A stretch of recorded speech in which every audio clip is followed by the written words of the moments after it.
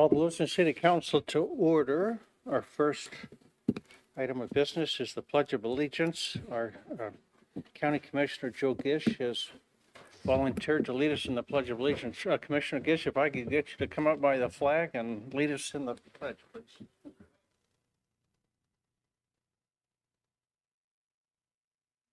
Pledge allegiance to the flag.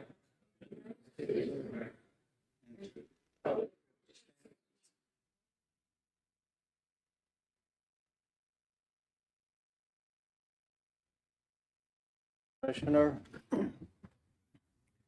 Council, our next order of business is citizen comments. This is an opportunity for citizens wishing to comment on agenda items or other matters they wish to bring to the council's attention, excluding those scheduled for a public hearing, which we do not have today. As there may not be another opportunity to comment once an agenda item is addressed, individuals are encouraged to speak at this time. If you have operational issues to discuss in advance with the mayor, please do so. In consideration of others wishing to speak, please limit your comments to 3 minutes. If you have comments, we just need your city of residence and your name. We don't need your physical address. And we have a microphone standing in the middle of the floor. If we have any citizens that would like to offer comments, this would be your opportunity. Welcome. My name is Deborah Ergang. I live in Lewiston. Support of adding prayer. I think founding fathers wisdom from the Lord through prayer to govern this nation, and I think we should do the same. Thank you. Thank you. Thank you.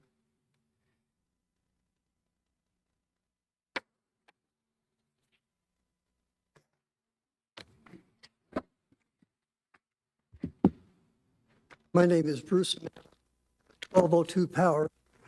And like Mrs. Ergang, I would like to offer both my support and that of my wife, who is unable to attend this afternoon. We would like to encourage the council to open with prayer. This goes back to our founding fathers. For example, every day at Mount Vernon, there is a laying of a wreath, and the words of a prayer offered by George Washington are recited daily. The only change is that it is now listed as the United States rather than his original words of these colonies. Benjamin Franklin, during the Constitutional Convention in 1787, insisted on prayer, seeking divine guidance, recognizing that the efforts of men without the support of divine authority were totally inadequate. Thank you. Thank you. Thank Bruce. you.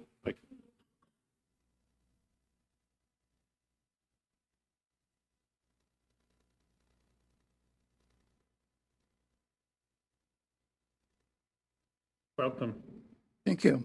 My name's John Hauser, and I have already sent a note to the city clerk, so she's received it, and I just support what everybody else has said. The last two people have said about having prayer in our church and having it certainly at our council meetings. I think the entire community, and you have my words. If you have any questions, I'll be glad to answer them. Thank you. Thank you. Thank you.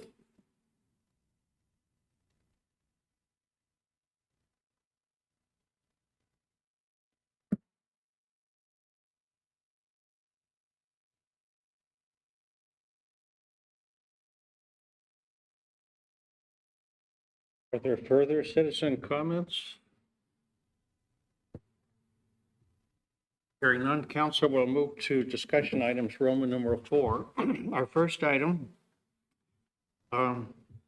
is vacant retail properties. Please note that identifying an item as action item does not require the city council to vote on that item. Vacant retail properties, discussion about vacant retail properties in the city of Lewiston is requested by Councilor Spickelmeyer at the December 22nd, 2025 city council meeting. This has been identified as an action item, and council, what I'd like to do, and members of the public, is I'm going to put our Counselor Spicklemeyer on the spot a little bit here, but if he just gives us a quick overview of what the intent and purpose of having us talk about this today. I know we have some invited guests in the audience that are going to help us talk this through a little bit, but it certainly is of general interest to all of us here and for the community as a whole. So Counselor Spicklemeyer, if I could please ask you to share some opening comments about your interest in bringing this to the council. And then I'll see if there are any other council comments, and then we'll open it up for discussion. Okay, thank you, Mayor. I guess most all of us councils are probably 2 or 3 of the biggest questions we have. First one's always, when are you gonna lower our property taxes?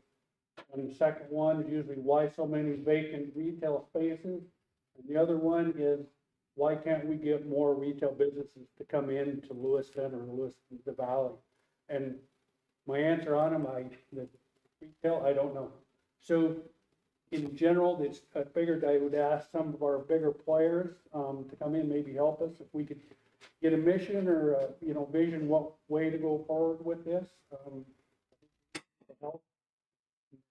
Hopefully there's a lot of our constituents out there online listening, and they'll help follow through, and hopefully it isn't considered that it's just because of the Lewiston Council or the Lewiston City government's restricting businesses to come in.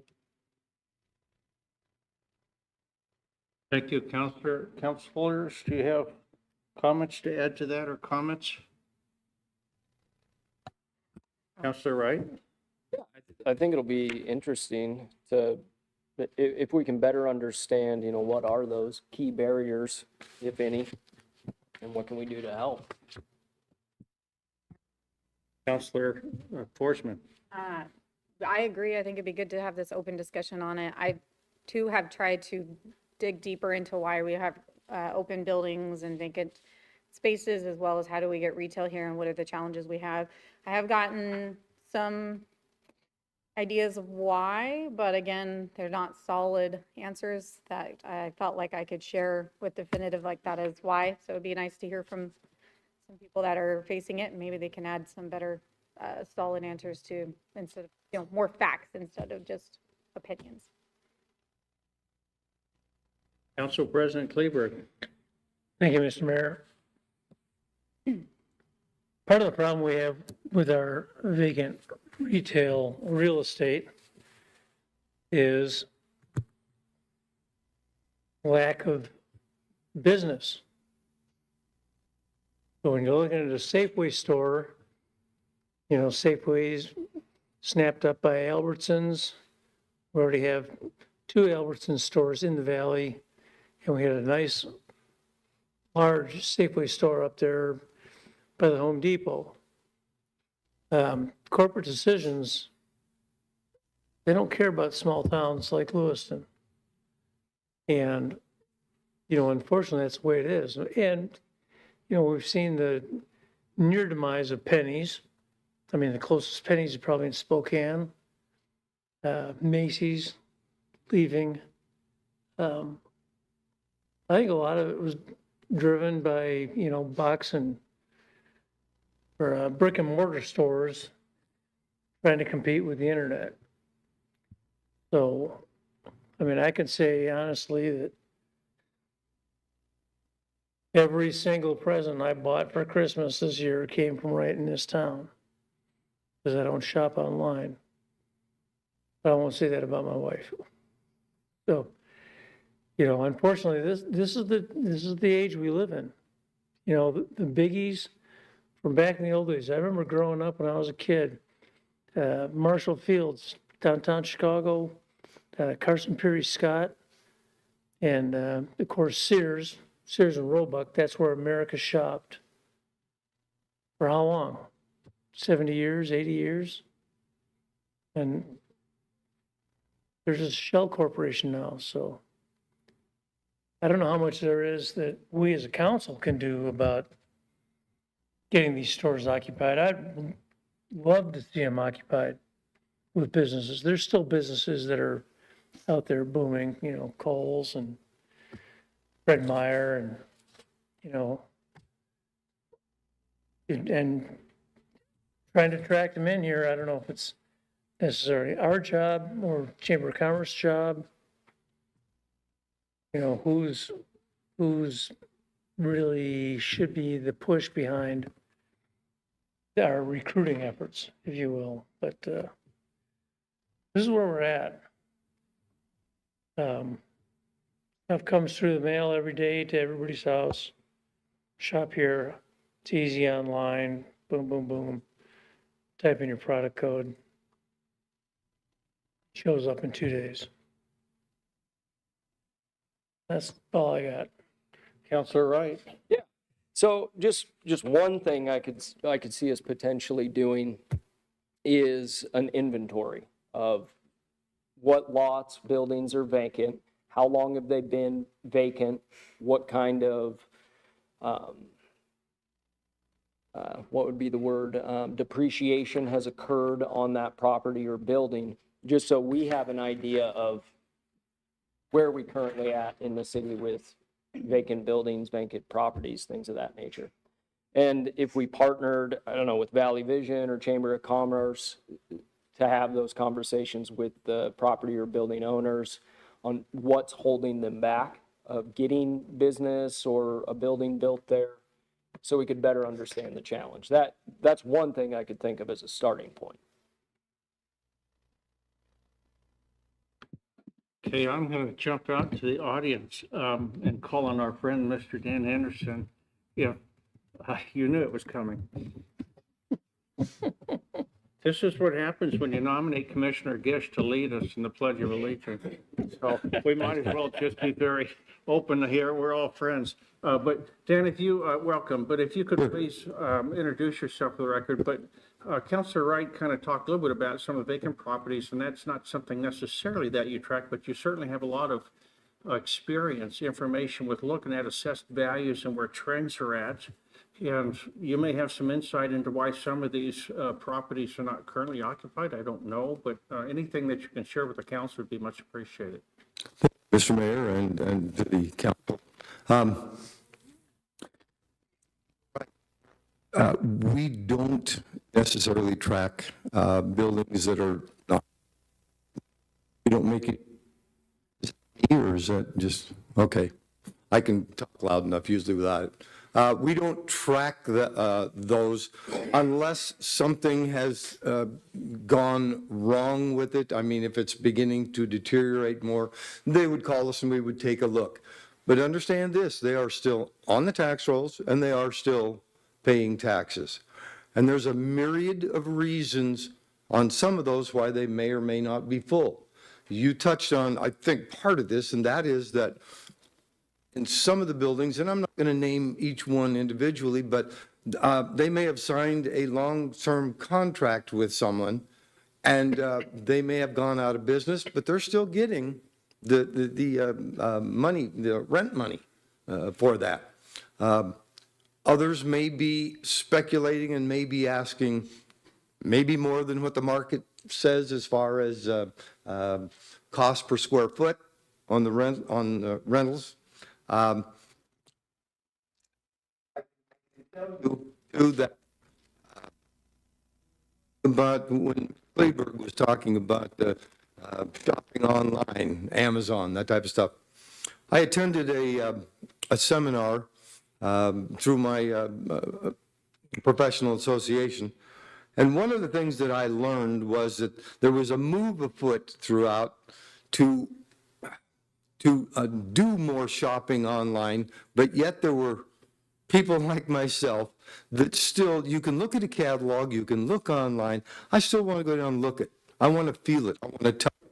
And they were talking about the boom of, we'll call them demonstration stores, where the brick and mortar, what they sell, they've got one of each and everything, so that you can go in and look at that. Is that the color of stove I want? Is that that was, it takes less square footage.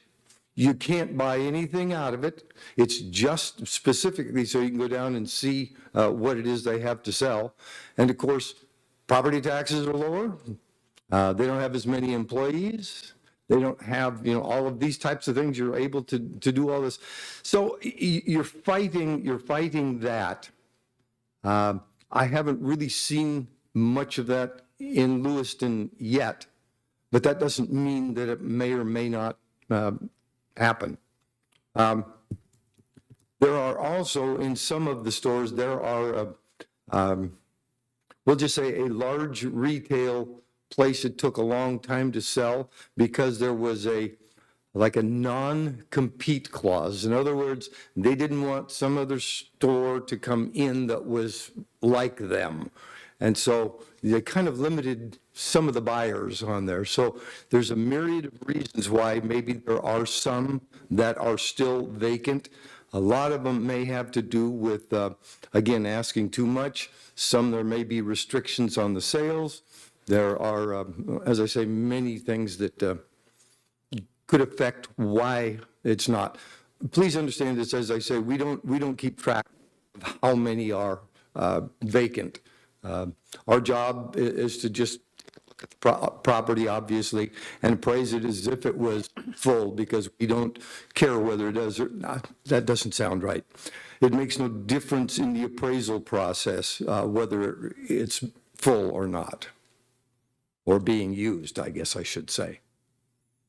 So, Dan, could I have you repeat that last statement? Because I think that's pretty important. About let's see. having them full and valuation. Yeah, well, you know, when it comes to the valuation of property, regardless of whether the building is or is not being used, I mean, the potential is there for it to be used, and so it will be appraised as any other structure. And, you know, we all know that we have some rather large places that have been vacant for several years. And again, you'd have to find out from each and every one of them, why are they that way? I mean, I don't know, Dan, or Mr. Mayor, sorry. Councilor Maury. Dan, just for clarification, you're saying that whether the buildings are occupied or not occupied makes no difference on the county tax rolls? That's correct. That's correct. The only time that it would make any difference is if there was something that was happening to it, the roof was leaking terribly, or there were mice and rats. I mean, you know, if the building was deteriorating, we would certainly have to make an adjustment then. But it would be a fair assessment to say that if the property is in good standing condition, ready to be used, it has no variation in tax base. You are correct, sir. So would it be fair to say that if it had a business in it that had actual retail sales, that there would be a benefit to the city tax rolls? Without question. But to everyone, and would also help take the burden off of the residential property owners, no question. Okay, thank you. Councilor Spickmeyer, did you have a question? No? Okay. Councilor Forsman. Okay, I think I'm having kind of misunderstanding in my head. So we're saying whether it's empty or not. Yeah. That's the same. I understand that. But if there's a business in their retail business, you're talking about just the tax dollars you get from their business, like that going back into the economy, not necessarily the fact that there's someone occupying the space. You're correct. I misspoke. I meant it's everything from sales tax to new employment, to, you know, that type. From the property tax standpoint, yeah, there wouldn't be a huge difference. I see. Yeah, Thank you. yeah. Councilor Wright. Yeah, I was in a store, gosh, about maybe a year ago, and this was a store here in town that they don't have any inventory. They just have the floor models. And the salesman had said to me that it's a tax incentive for them to do that, but I never went and looked it up. I was just like, oh, that's interesting, but I heard you mention that. So what is that?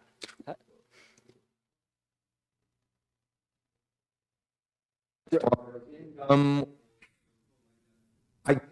saying, you take a large store, usually they'll have 8, 10, 15, maybe of different, well, let's use stoves and refrigerators. Yeah. Okay.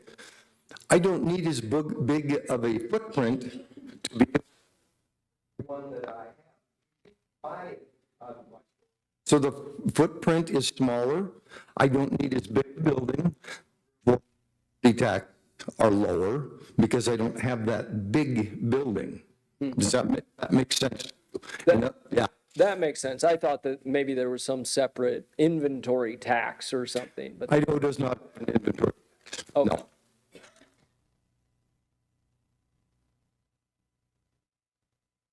And why don't we move on to someone else? Thank you. That was a great start and a good introduction. And I want to continue on with Nez Perce County and see, Patty, if you have anything you'd like to share with us today. If you don't, you can pass to Commissioner Gish. And if Commissioner Gish does want to comment, he can pass to Commissioner Lidke, who snuck in somewhere.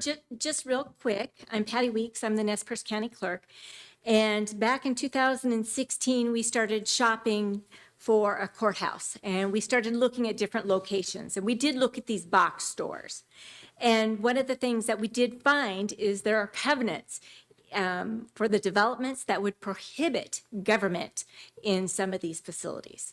So there, just to reiterate what Mr. Anderson said, is you really have to go and look at each individual property to determine what the impediment is there. Commissioner Gish? And I guess if we have our commissioners come up, either Commissioner Gish and Lidke or Commissioner Gish alone, recently you granted a property tax exemption, a partial exemption to a new business in town, so you might even touch on that too, and how that's important for, development, not development here in the valley, but also it contributes, and it will contribute for the long term to the base, the commercial base. Right.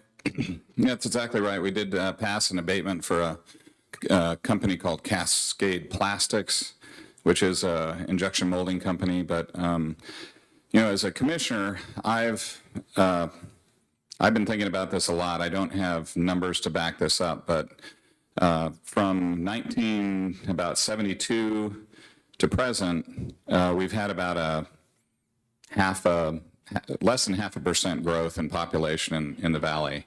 So if you think about that, when I was in high school, there were lots of stores around. We had Montgomery Ward's and JCPenney, and those were the retail outlets. What changed, it was almost like the valley was kind of a steady state economic entity. And, we have ag dollars coming in and everything was kind of in perfect balance.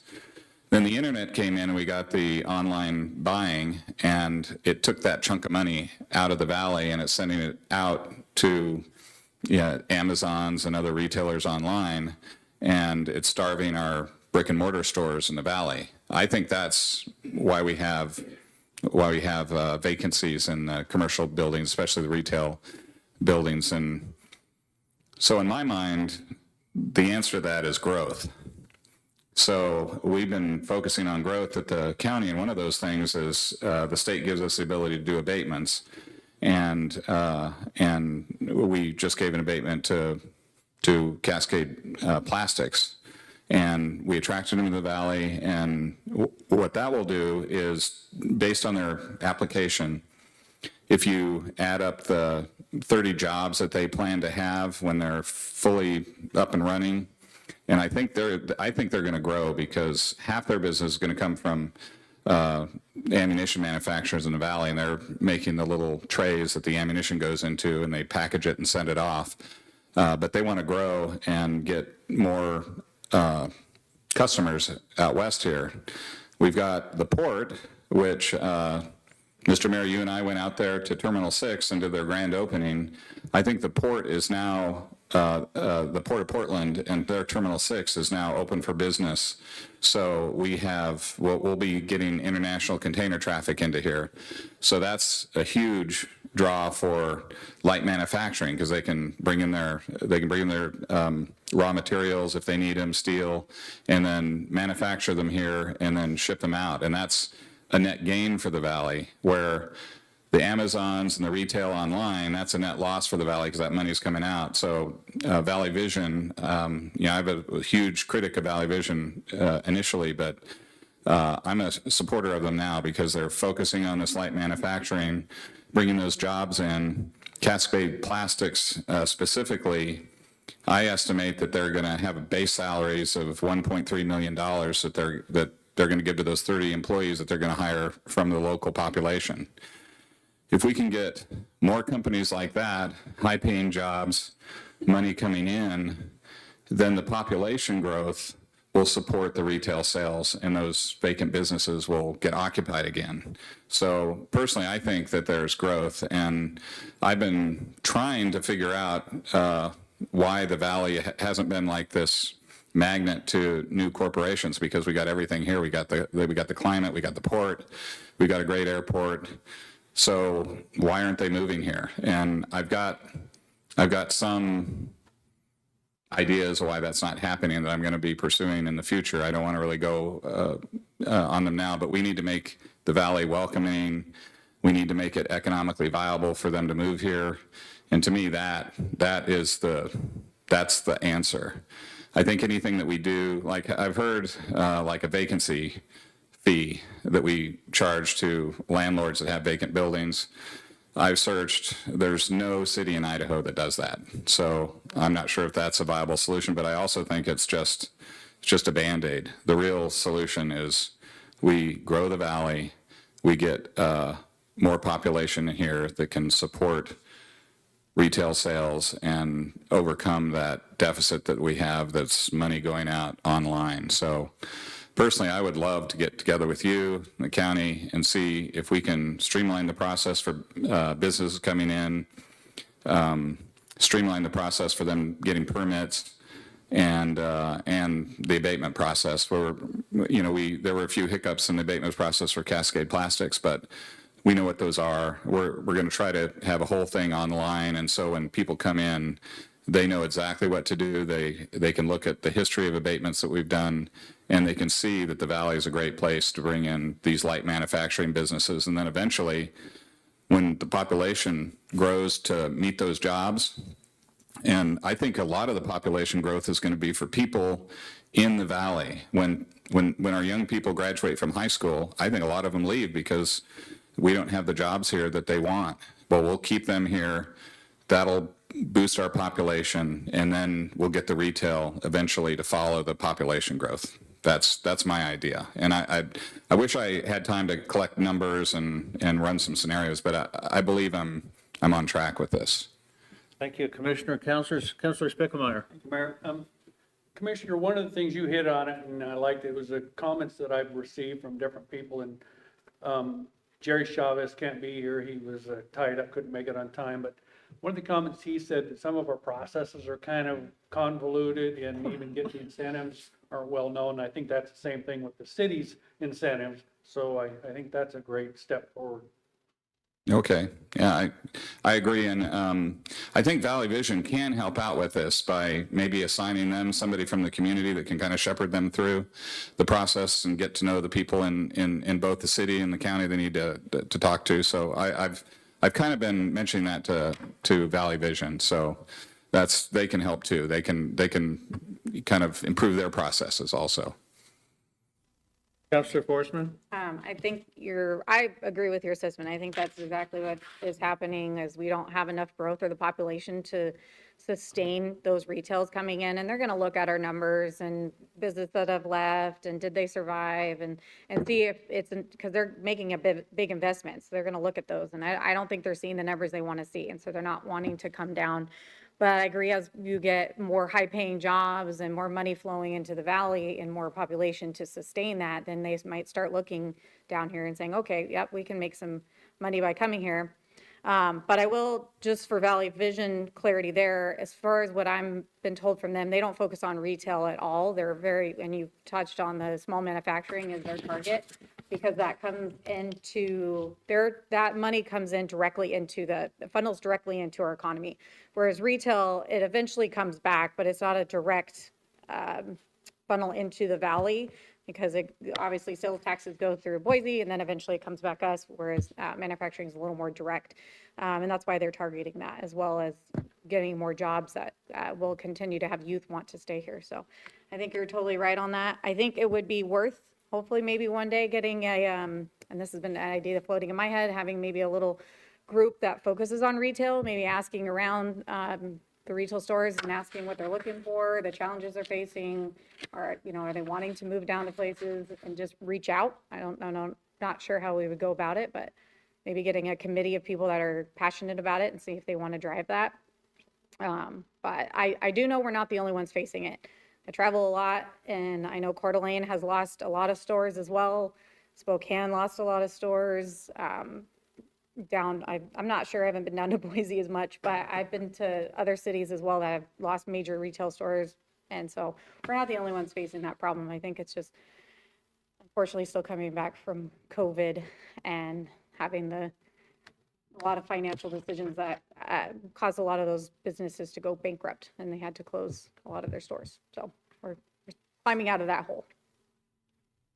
Well, thank you, Commissioner Gish. Can we see if Councilor Lidkey would like to add to this? Thank you, Commissioner. Thank you. Nice to see you, Commissioner. Good afternoon. I'm Commissioner Lidkey. I would just add to my colleagues that some things that I think we're finding is that clarity and consistency have been things that people perceive, if not are truly things that act as barriers, and not just new businesses, but current businesses that want to expand. Customer service should be the focus of our departments within the county and the city to ensure that our residents can be successful.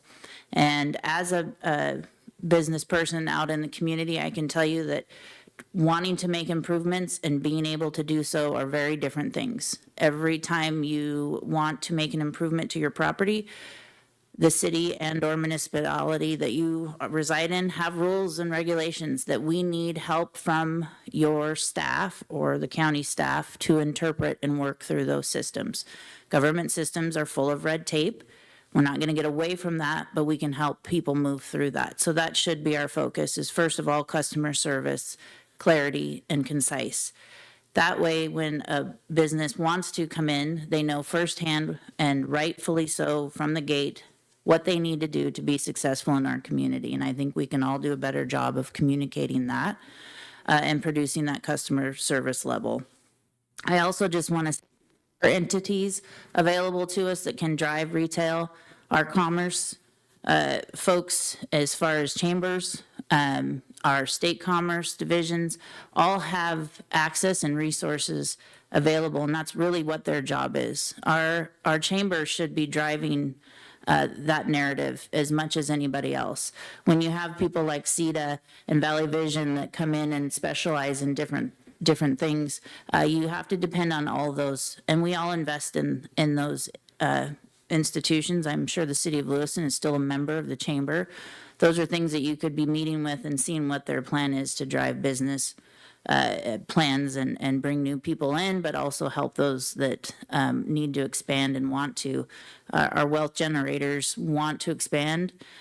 We have longtime business owners that want to make this a place where their children stay and that they keep skilled people. I think the resources are in front of us. It's about when we are willing to get together and do the work. So I'm more than willing to have those conversations, and I believe that there are developers that will come to the table and tell you exactly what they have experienced that creates their stepping back from driving those projects. And I think it takes us to listen and start creating a plan and producing results as far as, are those systems clear and concise on a website so that somebody that is moving from another state can go in and do the research? Are we taking those phone calls and driving that customer service to ensure those business people can be successful? Those are really easy steps. It's just a mindset change, and it's a commitment to do the work. So I think us at the county are more than willing to close down any barriers that we see and make those, facilitate those plans as best we can within the laws and rules we have in front of us. So, more than willing to partner with the city.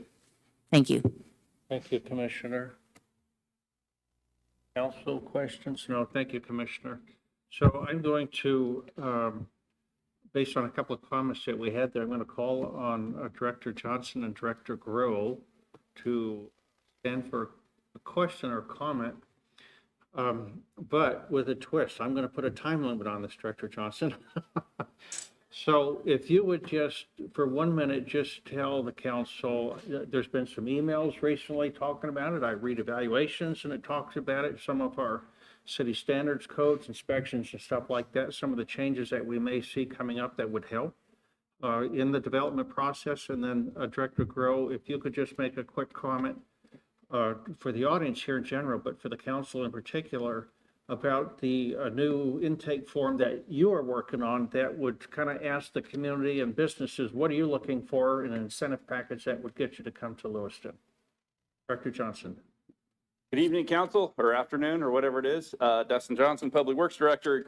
So yeah, I'm going to come at this a completely different angle. I don't really care about retail. I don't even really care about commercial or residential. I'm focused solely on infrastructure. So we're talking water, sewer, storm, and transportation. And kind of forecasting out a few things that we're doing right now. We're working on the East Lewiston network analysis. So we're looking at growth going out, which is where the growth is going, out in the East Orchards. Trying to find those sections where we can get people from point A to point B, because if you're working in downtown and you're living in the Orchards, you live here, so you don't have to have a half hour, 45-minute commute. And so we're trying to find those future corridors to try and offset that. We're also looking at areas of underdevelopment. There historically, Lewiston, I mean, any community just grows wherever they can grow, and a lot of it's just where the property is available. And we're seeing pockets, I mean, within a walking distance from this building here, that has never been developed, or maybe, well, Twin City Foods or some stuff out on Mill Road where infrastructure is either available or not available. What can the city do proactively to say, here's a roadmap to get you started, or the runway to get you going on development of that? And so we're looking at zoning, we're looking at, you know, what's existing in the infrastructure and what a potential impact would do with the development on that. So those are the proactive things we're doing. For like tomorrow issues for growth. And then just today, kind of looking at how we handle development when they construct the infrastructure. And so a lot of this stuff, there's a lot of misunderstanding, and it's even on the city side of who's in charge. You know, when you build infrastructure, so we're talking water, sewer, roads, what is the process for coming in? If you just want to be, you know, a lot of times we see we call them developers, and it's somebody who has, say, 5 acres on the edge of town. What does that look like? And so a developer may be somebody from Spokane or Boise who has big pockets to build these massive subdivisions, and they have years to build these out. Or we're talking about local developers who, I just want to put 3 houses here. How can we be successful with them? And so being clear and upfront on, here's your inspection, you know, checklist, and here's the process to get you through the door.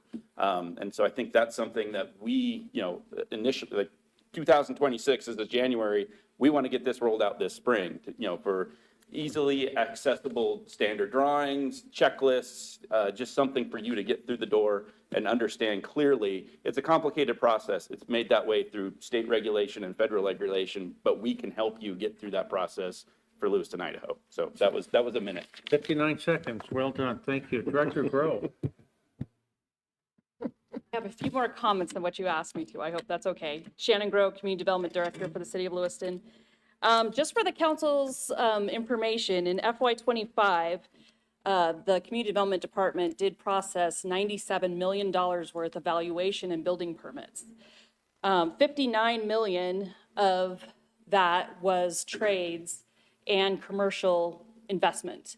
We did 245 housing units, 44 million in residential. So just wanted to say that there is investment happening in the city of Lewiston. We have made some changes to processes within the city, and that includes reducing permit times. Sometimes we cut off a full week of having it in review with us. And so that's helped push permits through faster for folks. We have reduced parking requirements. Back last year, we reduced them by half. So where you had to maybe put in 10 spaces, you now have to put in 5 spaces.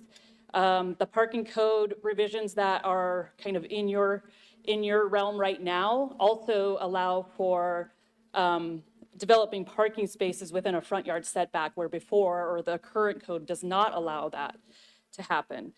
Myself and Director Johnson have been attending development review meetings to just see where conversations are being had and offering up areas of not concern, but where we can streamline some processes in there. What the mayor was alluding to was this request for information, an RFI, going out and working with the public information officer to develop a request for information.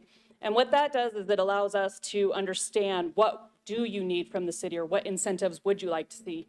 As you know, you saw an incentive package come before you where you waive building permit fees and business license fees. Those are very specific what the city can offer in the code right now. So any changes we make will come before you as code changes.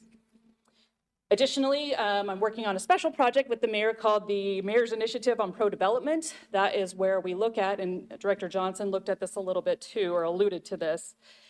And that is where the city can partner on upgrades to public infrastructure. So is a lot being not developed because there is city requirements, much like Commissioner Lidkey alluded to.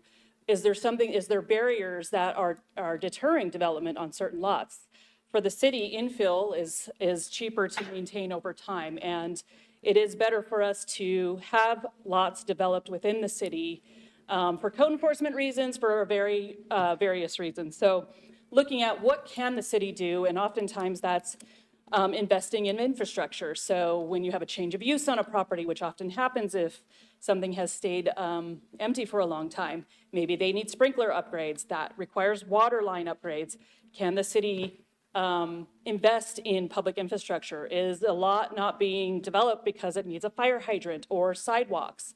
So those are some examples of what city council can do to fund or to help along these properties, and they're a win-win for everyone.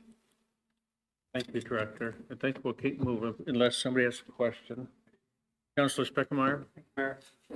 So, Director, when talking with Jerry Chavez and them and talking about what are the constraints of some of the businesses that come in here, what do they look at? And it's usually manpower and housing.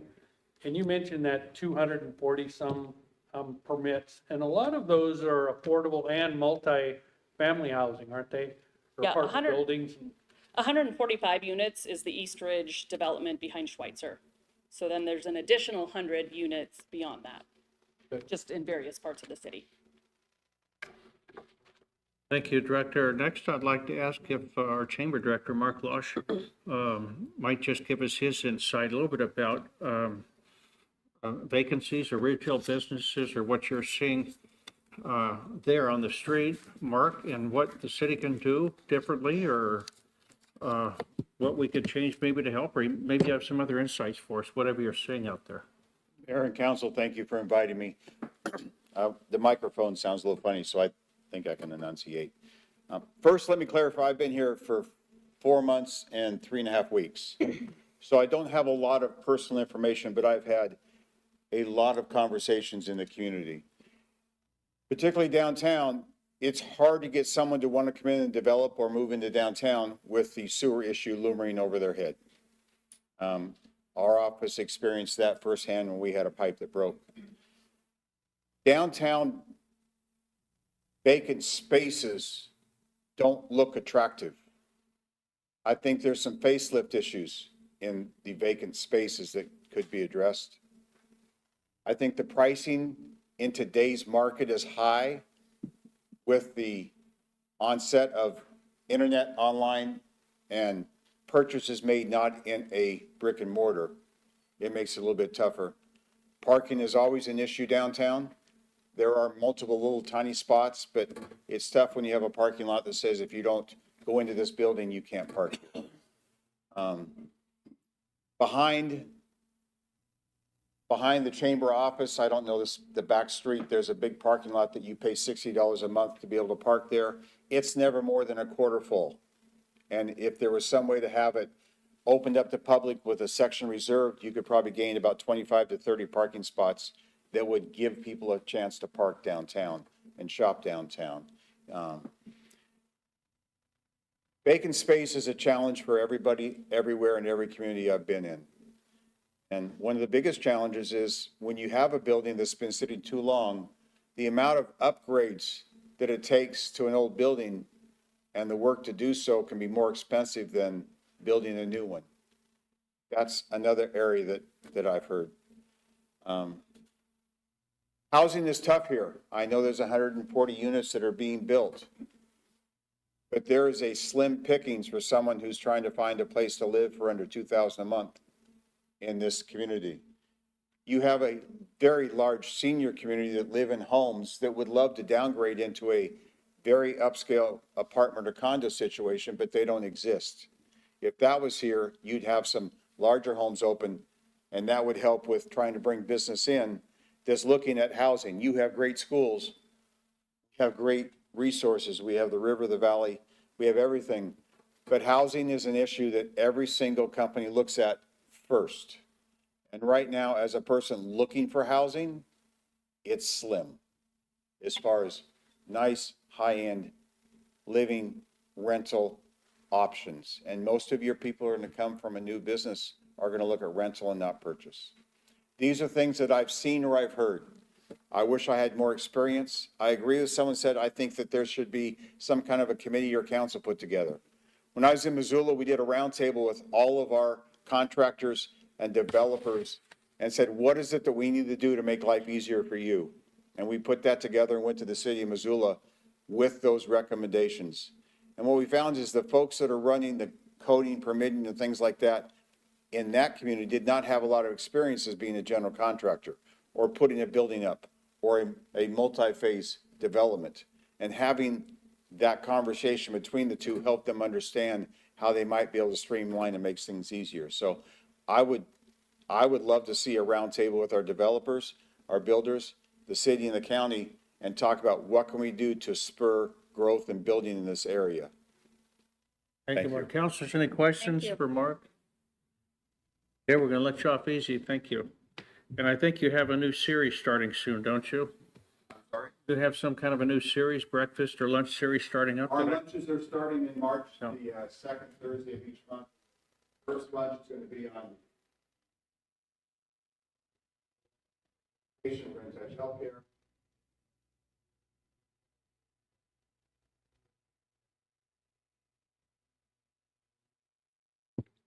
I understand the chamber needs more involved in helping businesses be successful. That is our job.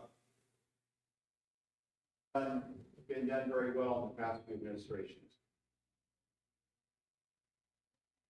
We're not going to focus on community growth.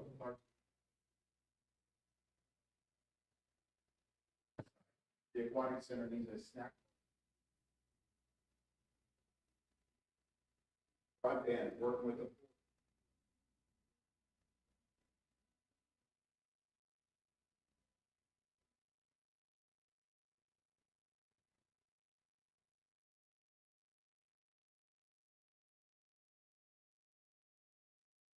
only have 4 months. Thank you, Mark. You must have a copy of my notes here. I was going to ask Dodd Snodgrass if he could go next, and maybe just in the context of vacant buildings and development and trying to move things along. Dodd, I know you have a lot of experience and practice in regional economic development. You certainly understand this area and the communities around here better than anyone. I think you're going to go down to Boise and be one of the featured speakers here pretty soon. So what can you share with us today, Dodd? Oh, thanks, Mayor. So I'm Dr. Snyder, Executive Director of the Clearwater Economic Development Association. I can't add much. I heard some really good comments from the council about knowing what we don't know. Let's do some analysis, get some data. And to Commissioner Gish's point, we're not growing. I mean, that's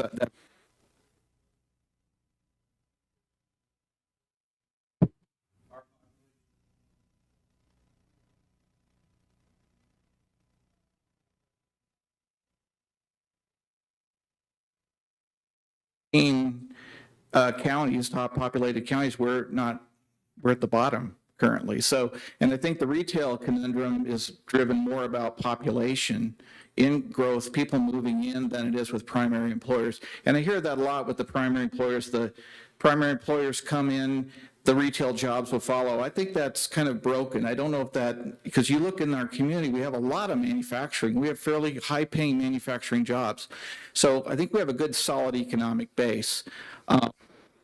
Retail jobs is 6%, and the state is 12.6%. So we're very close.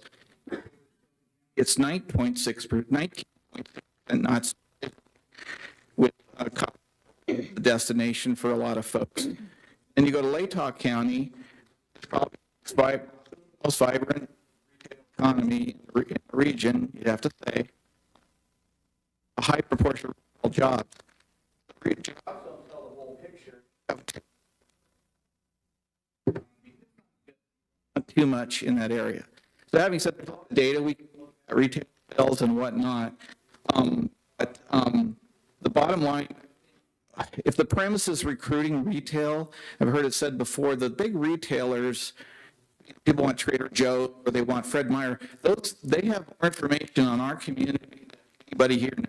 They do their work, they figure out where they go, they look at the psychographics, demographics, all these various measures to determine if it makes sense to go in that locality. I think it's important that there's 4 big blocks that are vacant for different reasons, different incentives why they're not happening. Maybe focus on how that could be different. Maybe it's adaptive reuse. Maybe the future of the Kmart building is not for commercial. Maybe it's for something else. Maybe there's an existing business in town that could move into some of these spaces if the owners are willing to buy them, right? We're going to redevelop it, start it up, and lease or sell to local businesses. Because most from the metric is about 8% of your jobs and income growth. And that's who Mark's working with. And I think that's a focus in looking at that. But I agree. I think you probably need a task force or something. There's a lot of great brain power here that could look at that. I don't think, I'm not going to tell you to be a consultant. I'm definitely not going to advocate recruiting retail, because there are firms out there you could pay a lot of money to. They chase after big retailers. There's the shopping center trade show. I don't know who would go to that these days in Vegas, but those kinds of things.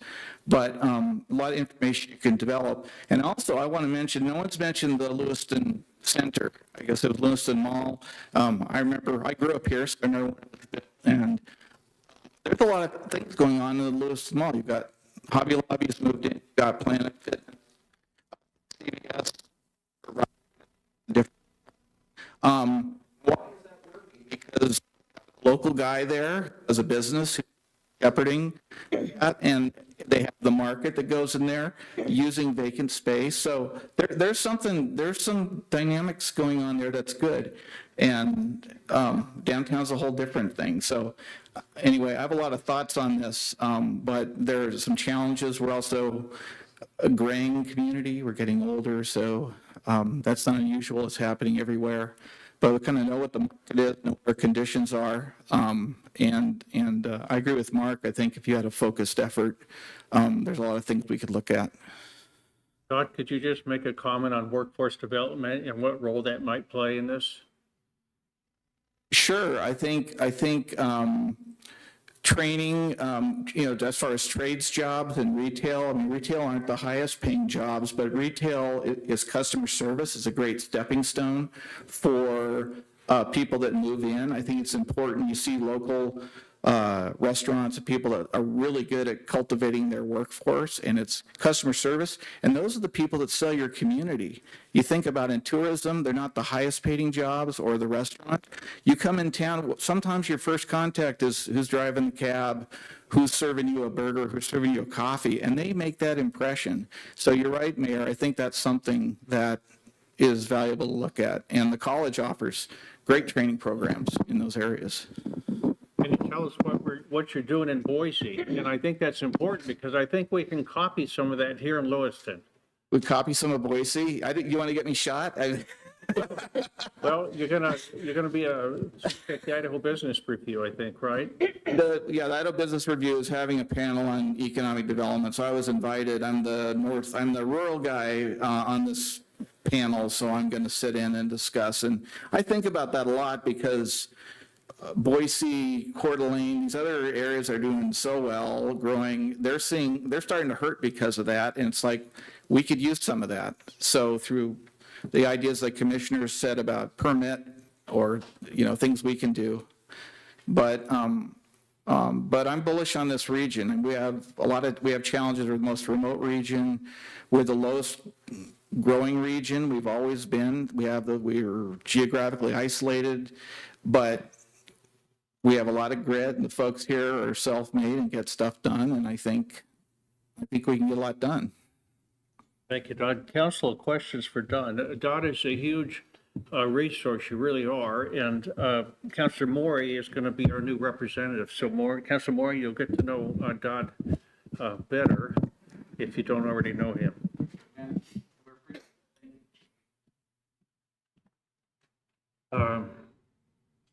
Commissioner Shen, I would like to extend an opportunity to you if you would like to share anything in your wisdom. You used to have a store on Main Street, so when somebody's talking about having a bunch of appliances and floor space and everything else, you certainly have experience with that. You might have some words of wisdom to share with us.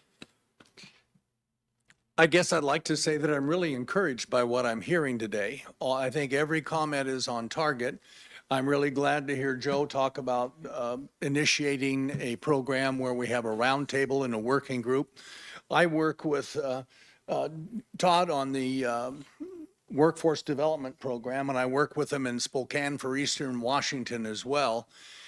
And you're right, I had a business in Lewiston for almost 40 years, and that ship has sailed to a large degree. Storefronts are tough. When I started out in 1978, 35% of all the TVs, which is what I really sold the most of back then, were sold by mom and pops, like Duranlos or Schenreimers or Steiners or whatever. And then the chain stores came in, and then the chain stores got eaten alive by the internet. So I also would agree with what our CETA rep said, and that's that Lewiston Shopping Center, I went up there at Christmas time. It was packed. And they had all the shows and all the crafts and everything. So we have kind of we have to come up with a new concept of retail. There's going to be smaller shops, I think. I think we should get involved people like the Diamond Shop who are in their 5th generation. And we've got Sylvan Furniture is transitioning ownership. Retail's tough, guys. You don't get rich at it. But I'm really encouraged by what you had to say. I think I would be happy to provide input when the time comes as well. Thank you, Dan. Thank you, Commissioner. Council, I'm going to turn it back over to Councilor Spickelmeyer, see if he has any closing comments or if there's anyone else you'd like to hear. I didn't ask Mike. Mike, did you have anything, or anybody else out here today? No? Yes, ma'am. Apologize, I don't know your name. Hi, I'm Jen. My name is Jennifer Greenidge. I'm an independent primary care clinic owner. I moved to Idaho from St. Louis in 2014. I worked at local organizations here, and probably I'm going on like 20 months ago, I broke out on my own. Started my business in my home doing telehealth, and then grew quickly and needed a place to be able to see patients. So I rented out of the Southway Medical Building, like where St. Joe's has some places. I knew the person who bought that building. And I just share this information just so you kind of know what I kind of went through. Rent was like $2,600 for 2 rooms and the use of the waiting room, which I didn't realize was like crazy. And I didn't get to use the whole top of the place, which is fine. I didn't expect to. But some things that I ran into, the business licensing they were phenomenal. I had no idea what I was doing, and they were very helpful. I needed to do fire permit checks. One thing that I ran into was the landlord wasn't up to code yet, but I didn't know that. And when I was inspected for code to be able to operate my business, they said, well, you've done everything you're supposed to. but the landlord hadn't. And they didn't hold that against me, but they could have, to where I wouldn't have been able to work. So I don't know if that's a thing, but I did end up having to move my business to Moscow, and I was able to rent a 7-room office with a conference room, just in the difference of pricing. So I don't know if there's like a law, or I don't know how to do square footage or anything like that in terms of rent, but the way that the landlord kind of handled that situation was because I didn't know, like, some of that's my ignorance, but are there like things in place that if someone's going to rent to another person, like they have to notify the city? And because if I would have known some of the things that I would have known, I would have done all my stuff with Lewiston way differently. What are you paying a month? So my rent is 1,300. For 7 rooms? Yes. And it was how much here? 25, 26, depending on the mood. For 2 rooms. I had, it started out, I could use 4, and then I had 2 rooms, and I could use the cabinets. And then I had to take care of like all of the fire signage and things. It was kind of a messy thing, but I don't know if other people are having that kind of landlord tenant issue. So I just kind of got blindsided, and I didn't know if you guys knew about that at all. Thank you so for sharing that. I No. apologize. No, for- yeah, thank you. No, thanks for being here. Counselors, Councilor Spickmeyer, I'm going to turn it over to you to close out. Thank you, Mayor. I wanted to thank all of our guests that came. I mean, it's very encouraging.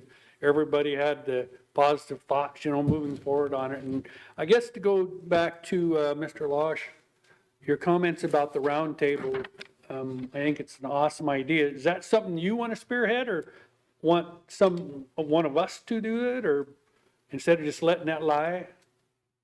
I believe that perception is a powerful tool in this community. And if the city was to spearhead it, the community would see the city's taking it serious. I would very much help the partner. I have myself and one other person, and our bandwidth is a little bit thin right now with all the changes we're trying to make and the growth we're having. But if the city was to put it together, include the city, the county, include us, Valley Vision, God, and I think you get your builders, your contractors, building builders at the table, I think you're gonna learn a lot. Very good. Thank you. Thank you, Counselor. Thank you, everyone, for being here today. Very important for us. Our next agenda item, Council, is item 4B, Prairie City Council meetings. Continued discussion from the December 1, 2026, I think that's supposed to be 2025 City Council work session on opening City Council meetings with an invocation, a prayer. This is an action item. Councilor Klein, I'll turn this over to you. Okay, thank you. When George Washington, our first president, took office, he said it would be peculiarly improper to omit earnest prayer to the Almighty, who provides in the councils of nations, and whose providence can supply every human defect. From the first Congress on, our national legislative bodies have begun their work with prayer for wisdom and guidance. Legislative prayer is a long-standing American practice and an important part of our heritage and tradition as Americans and Idahoans. City Council, I would like to get your consideration to include prayer or an invocation in our City Council meetings. What I'm asking for is the ability to work with our legal department to come up with the best solution for Lewiston and for our council. I'm not trying to coerce non-believers, just trying to bring some guidance to our council for the difficult decisions we have to make. If someone doesn't want to participate, they are in no way required to do so. There have been times when someone was offended by prayer at a council meeting and it went to the Supreme Court to decide. And both times the court supported the council's right to open with prayer as a recognition of our history, not an establishment of a church. Prayer before our meetings is our right, and the audience is not the public, but the council members themselves. There are different ways to go about this and examples of what other cities do. Some cities put a call out to their community for church leaders to say the prayer. Some have the police chaplain do it. Others have a short standard prayer that they say every time. I'm leaning towards the short standard prayer as our friends in Kamei do. Their counsel simply asks for God's blessing and wisdom as they make decisions for their community. Here's an example of the kind of prayer I have in mind.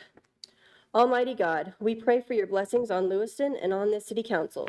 We pray for your help so that we make the right decisions for our community. In Jesus' name, amen. For us to do this, we would need to add it to City Code 2-26F through an ordinance, and then adopt the specific prayer or process through a resolution. I would recommend putting it right after the Pledge of Allegiance. I have included a copy of Caldwell's prayer resolution, a letter from the mayor of Kamei about his experience with including prayer, and a review of one of the court cases between the town of Greece versus Galloway, in which the Supreme Court ruled that prayer was not in violation of the First Amendment. Thank you for your consideration. Thank you, Council. Counselor, would you like to address the council further?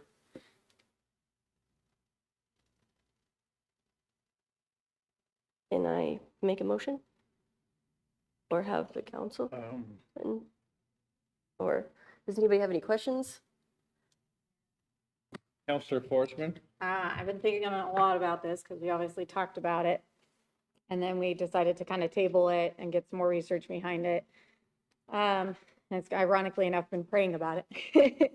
And I think the best way I would say to do this would be to allow, just like citizens' comments, I think it would be to allow the public to, if someone wanted to get up and do prayer and in the public, if they wanted to volunteer and pray for over our city, I think that would be driven by the citizens versus driven by the council, I think would be a productive way to do that. Otherwise, I'm not sure. I think that the council should be leading it, and I don't know if I want to support that. Councilor Spickelmeyer. Thank you, Mayor. So I guess some of the questions I've got, and I'm just, either way, it doesn't really matter. But the concerns was the, what type of a prayer would be presented to where, and I've read a lot of this that you forwarded to us, that you can't restrict it. What type of prayer will be presented. So that's mainly what I got as a negative, was what type of prayer.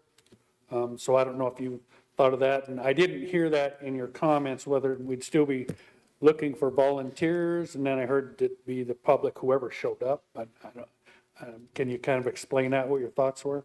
So where my thoughts were was that I know a lot of people had issues with just opening it up to the community because they're worried about, I guess, craziness and disorder. One of the ways, like how I believe Caldwell did, they made it so it's a positive. So even if you were to get somebody that was Hindu, it's still a positive message, still required to be a positive message for the council and to give us guidance, much needed guidance for our city. Councilor Maury? Thank you, Mr. Mayor.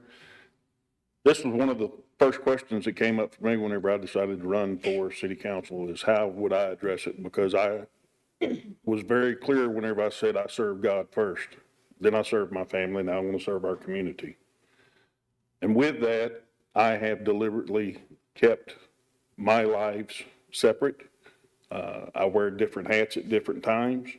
I feel that whenever I'm here as a city councilor representing all members of the city, all citizens, that the non-believers should have just as much faith in my ability to serve as the believers do.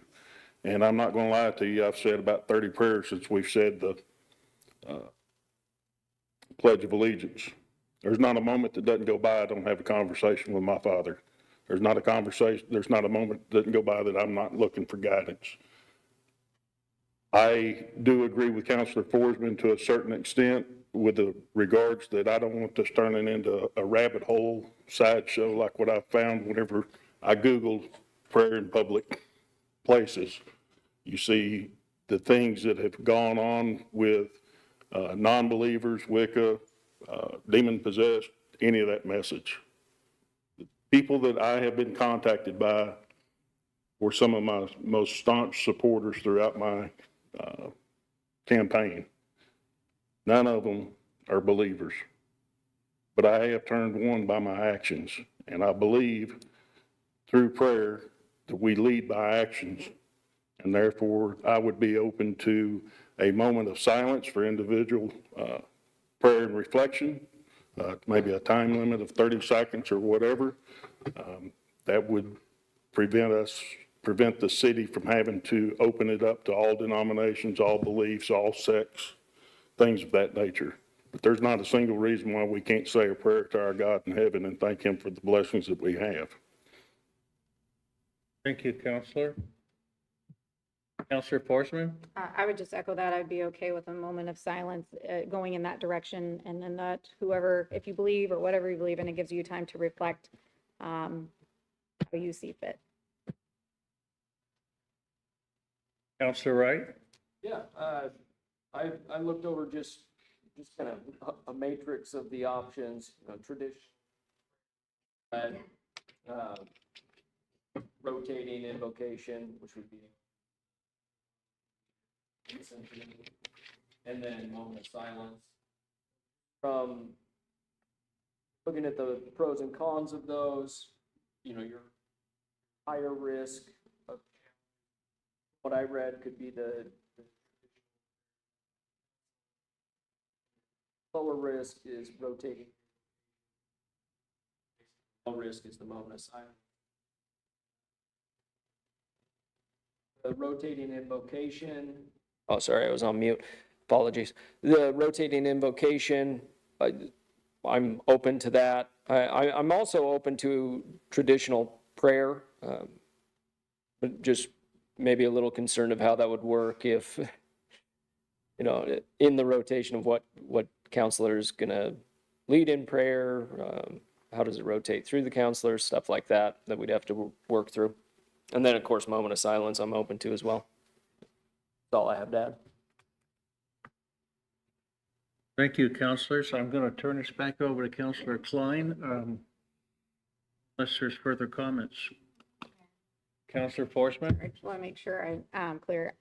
It's not that I don't want to see prayer, but I also want to make sure that I don't want it to also get in the way of us getting business done and then causing, like I said, I've watched lots of cities that have implemented it and how it backfires and hinders being able to do your day-to-day task. And I don't want to really cause that. That's my concern, is that we're going to get people that want to have their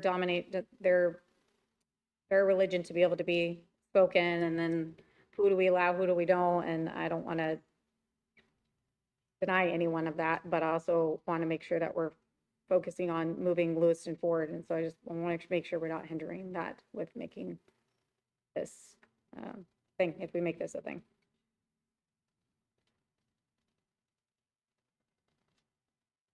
Counselor Klein? That's why I think it's really important to ask for time with our legal counsel to make sure that we're going about it the right way.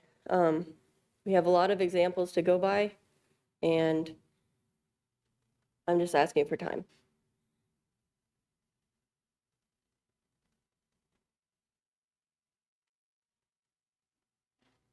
Counselor Spickelmeyer? So, Counselor, so what you're asking is you just want the support to move it forward to write up an official process, and then if we agree to that or don't, if you disagree, is that kind of where you want to go? This isn't approval to a prayer in the council, correct? It's just to move forward with legal to see the best way for our city to go about this.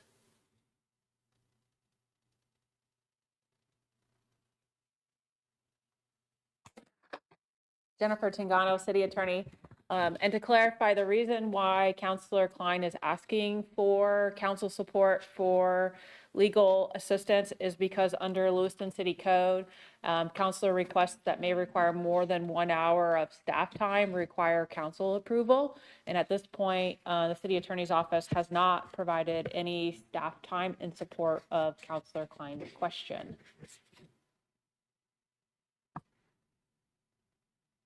So council, if that's your desire, it sounds like it might take more than an hour, so it would require a motion in a second, and that would have to pass to direct or allow our city attorney Tangano to spend more than an hour working on this with Councilor Klein.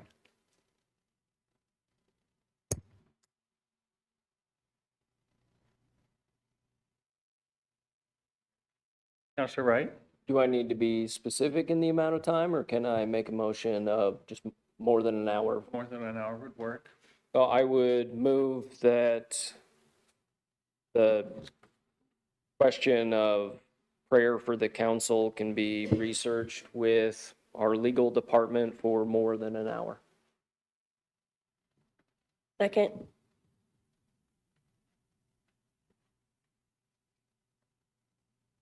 Been moved by Councilor Wright, second by Councilor Klein, to allow or direct legal staff to work with Councilor Klein. You're going to take the lead on this? Mm-hmm. Okay, to discuss this further and bring it back to the council. Those in favor, please signify by saying aye. Aye. Opposed? Nay. Motion carries. Thank you, council. Councilors, next up, we have item C, town hall meetings. Discussion on having town hall meetings in the city of Lewiston is requested by Councilor Forsman at the November 24th, 2020 city council meeting. This is also an action item, and I'm going to turn this over to Councilor Forsman. We had one town hall per se meeting on my first term, and there was actually a lot of positive feedback from the citizens on that, and then we never had one again. And I think it was more timing and putting it together. And so I just wanted to kind of brainstorm with my fellow council members on should we maybe make it quarterly, yearly, maybe put it in city code that we actually need to have town halls, or maybe it could be when we have a big discussion, like when we had the Main Street. I think that could have been a good opportunity to have a town hall type setting where citizens can come, ask questions, their concerns, their thoughts, that they can direct at their council. It could be where you have pre-written questions to the council. So because I know we did have that where some took more time on the podium or in the mic than others. And so then that left some citizens not to be able to speak. So maybe kind of creating some organized there so that everyone has a chance. And I don't know what that might look like, but I just wanted to get some from the council, and if we feel like that would be a benefit to the citizens to feel like they have an outlet to be able to talk to us face to face. They get to do that when we're running for council. You know, they get to talk to us face to face like that, and I think they really enjoy that.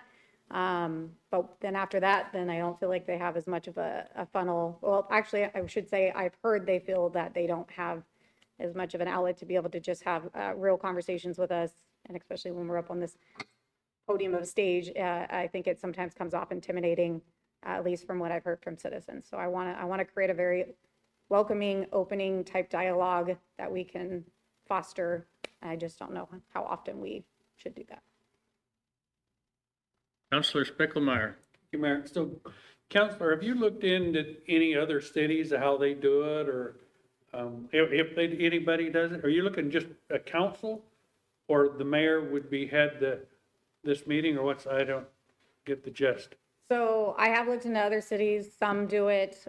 Well, the council basically just comes just as we are here. It's just not as strict. We don't have, a whole agenda we have to follow. It doesn't have to be a certain time for citizens. It's just very open, and citizens can ask you questions and you can respond back. When I don't know if citizens realize this, but when you come to talk on citizens' comments, we don't respond back, and that's because it's your time to speak.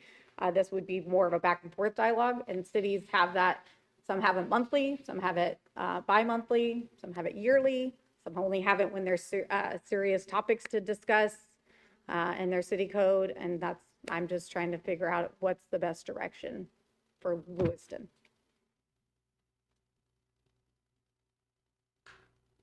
My concern with not having it as an actual code or a set time that we actually have these is that we aren't going to take the time to make sure that we're actually having town halls, because we had the one, and then we didn't really have anything to hold us accountable to make sure we had more and to address citizens' concerns. Counselor Wright? Yeah, thank you. I mean, I would think a quarterly meeting, almost like you meet with your employees to talk to them about, how are we doing? What are the challenges and what are we looking to the future to do? It'd be a good touch base with the public where we can talk back and forth and there's not as strict of rules, but we could set some bullet points for ourselves of here's some of the topics we're gonna discuss up front. You can ask any questions you want, but here's the agenda, so to speak, of what we want to at least talk to you about if we don't get any questions. I think that could be successful and interesting. Counselor Maury? Thank you, Mr. Mayor. I do believe that having the public's engagement and having that face-to-face has much more value in it than the Facebook warriors that want to sit back and talk and besmirch and pick apart every program that you're trying to do. I know that we've had 2 failed water bond levies down for the downtown, and a lot of it is based on misinformation. And I feel that whenever you have a true, earnest, face-to-face conversation with people, that they do understand that the disclaimer that's at the bottom of the bond is there because it's required under Idaho state law that says, if in default, at the end of it, this is what you're looking at paying. There was a lot of misconception through both bond levy elections for the downtown water program that I had heard from a lot of my neighbors, co-workers, other associates that I have dealt with here in the city that could have been mitigated, minimized, or actually corrected had we had that face-to-face meeting. Mr. Mayor, I know you and I had met back in May to discuss it prior to the bond levy. And that hour that I sat with you enlightened me quite a bit on things that I had misunderstood. And that made me into a vocal character that would actually support it because I understood better. I had a better understanding of what I was doing. The city's faced with budgets, upcoming budgets, current budgets. We're looking at trying to reduce tax base, tax liability to homeowners, defer that stuff. Standing at the microphone and speaking publicly is very intimidating for a lot of people. There are people that aren't able to take off work at the prescribed times to make the meetings, the public meetings, whenever we have them. I believe if we are truly going to be engaged in our community, we need to put ourselves out there and make ourselves available at their convenience so that we can serve at their leisure and make the city grow and overcome some of these headwinds that we're going to be facing in the next 5, 10 to 20 years. Thank you. Thank you, Counselor. Counselor Forsman, I'll turn it back over to you. Yeah, I mean, another idea I've seen, or another example I've seen of cities is they kind of go to different buildings. So you could have one at the library where it's not any organized, it's just citizens can come and directly sit down with their counselors, kind of like round table, I guess, and ask questions or concerns. And they can move it to locations and times so that citizens have more opportunities. As Councilor Marie said, a lot of people have restrictions with jobs and aren't able to make certain meetings and times. And so, you can move it to the community center one time, up in the orchards at another time, and give a more broad-based time and availability to citizens to be able to come and just have a face-to-face conversation with their counselors without the fear of a structurability, because these meetings are structured and we have agendas to follow. And we could give it more where the citizens feel like it's more their table instead of ours. Their meeting, not our meeting. City Attorney Tangano, please. Jennifer Tangano, City Attorney. Councilor Forsman, I did want to highlight that the reason for a lot of the structure with these meetings is that anytime there's a meeting of 2 or more city councilors for the purposes to discuss city business, it's required to be an open meeting.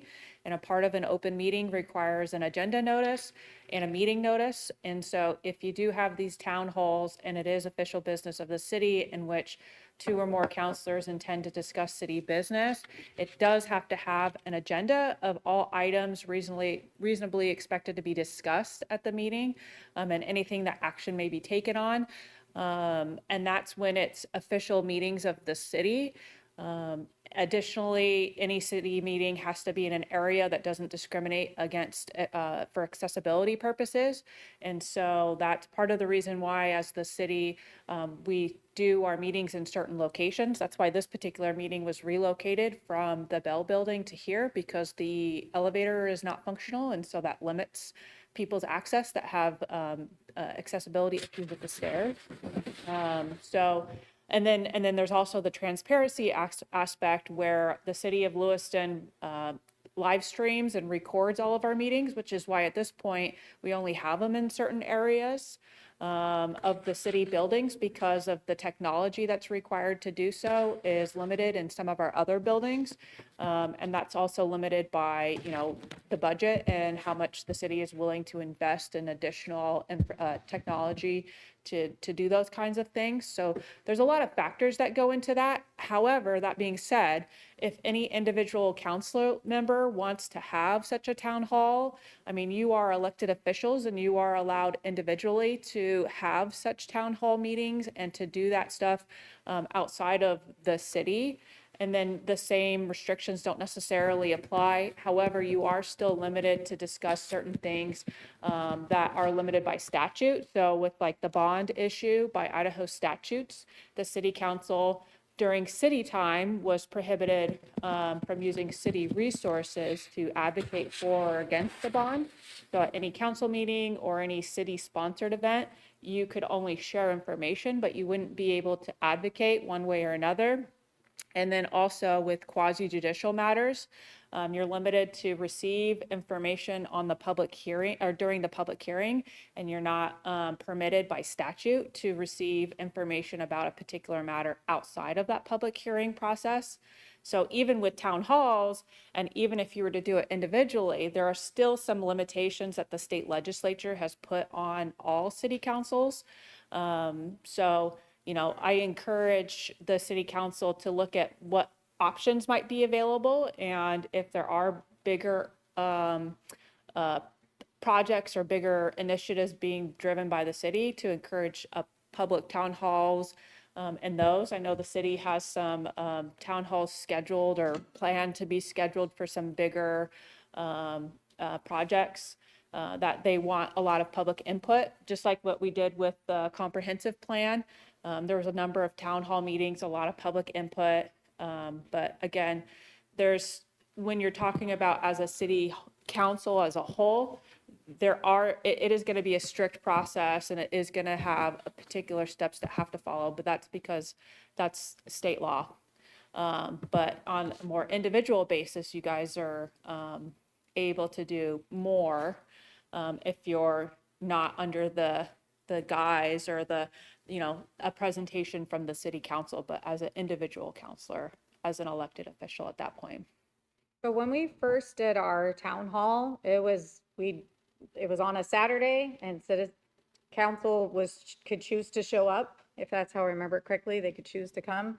And then citizens just came and asked questions about property taxes or why are businesses vacant, just basic questions like that they're wanting to know about their city and where it's headed. And we were able to do that without too much restriction. I think we did have to post it, if I remember correctly, but that's what I'm thinking. I don't know what way can't we do that again. You could do stuff like that again, but again, like I mentioned, it sounded like you were wanting something without the constraints of meeting notice, of an agenda and sticking to that agenda, and a little bit more, I guess, free flowing, which is entirely possible, but you still have the basic framework that all public meetings by the city council are required to comply with. It wouldn't necessarily be a regular meeting, which has a broader or more specific provisions than maybe a special meeting. Sometimes what the city does when we know that counselors might be at an event, and we think that there might be city business talked about, one of the things that we do is a notice of quorum. So when the city council is invited to attend something and there might be a discussion about city business, but that is not the intent of the event, we do a notice of quorum. Although it sounds like these town hall meetings would be more like a special meeting. And so we could have a more general or a more open kind of agenda, but again, you'll still want to have a general idea as far as what is going to be discussed so that the public can look at that and determine whether or not that's something that they want to attend. Because maybe they want to talk about this conditional use permit application that's going before planning and zoning, or, you know, something like that you wouldn't be able to talk about because that could be something that you receive, that could be on your agenda, as long as the application is open and the period is open. But on the other hand, if they wanted to talk about the Main Street project, at this point, there's nothing that limits you from accepting any kind of public comment related to that. Obviously, I know there's rules and procedures. I more meant this meeting is more structured in a way where we have it, the citizens talk, we don't respond back.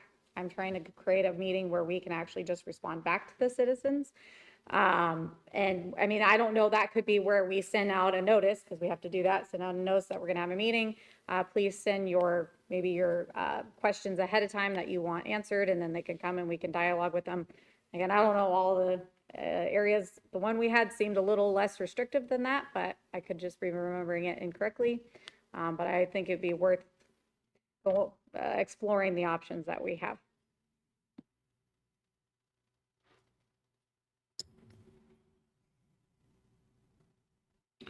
So, Councillor Horstman, I think that'd be a good idea to have some of these public meetings and engage the public where we can have some back and forth. I remember that meeting, and it was fun in a lot of ways.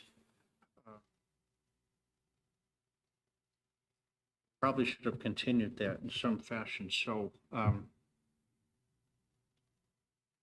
if you'd like, I can, if you could work with our city attorney's office, because we need her to answer a couple of questions for us, but to put some kind of a format together, and that's just a matter of getting it out. Like you said, it's voluntary, so if a counselor can't make it, I think just post a notice of potential quorum, for that meeting, and have it set up somewhere.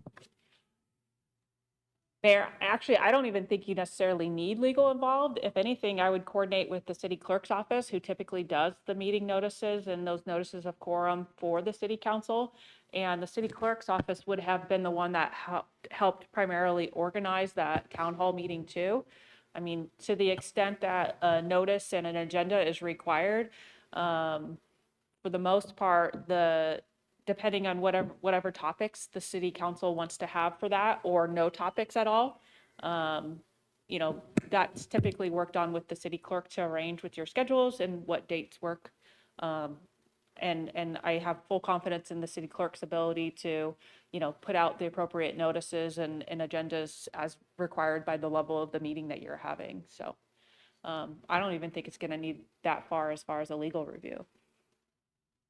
Councillor Forsman. So just for clarity, if we made it like, because obviously the state code, or well, actually city code dictates that we need to have so many meetings a month, so many work sessions. If we did that with like a town hall where we made it, let's say yearly, we have to have a town hall and the council will be there, that makes it more restrictive, correct?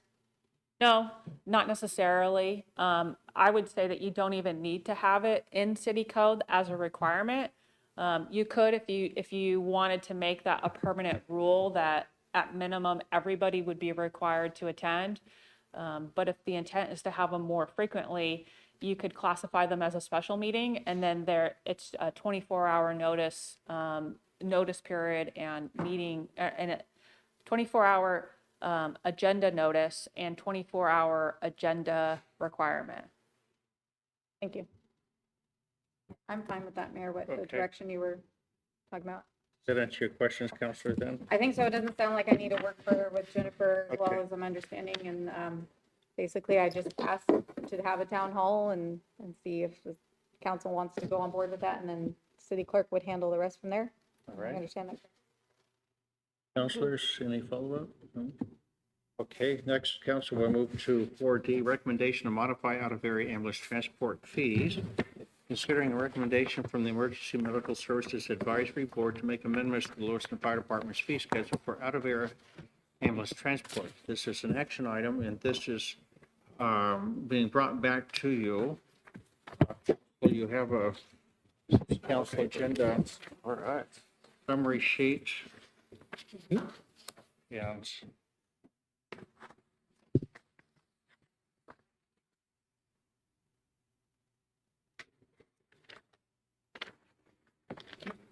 Chief, would you give this to Elaine, please, and I'll copy off of someone else.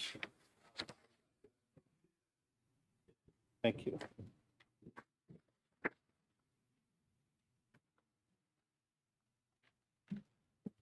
Chief, you're going to kick us off? Sure. Good evening, council. Greg Reitmeyer, Fire Chief. Pleasure to be with you back, bringing this issue back as you requested.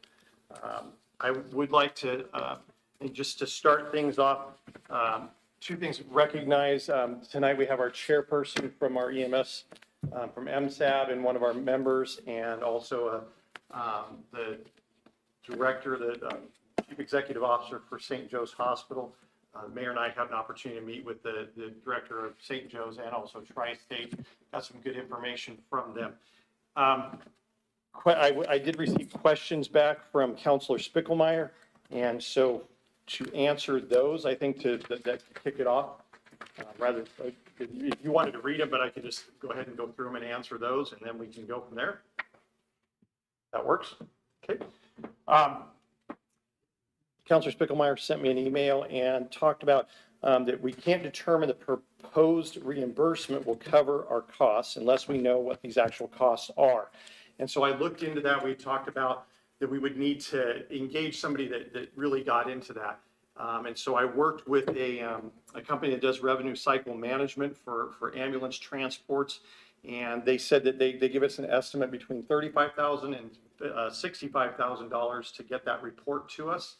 And it would depend on how many meetings we wanted them to be here for. That's the flex is their travel to bring their team here and conduct those meetings.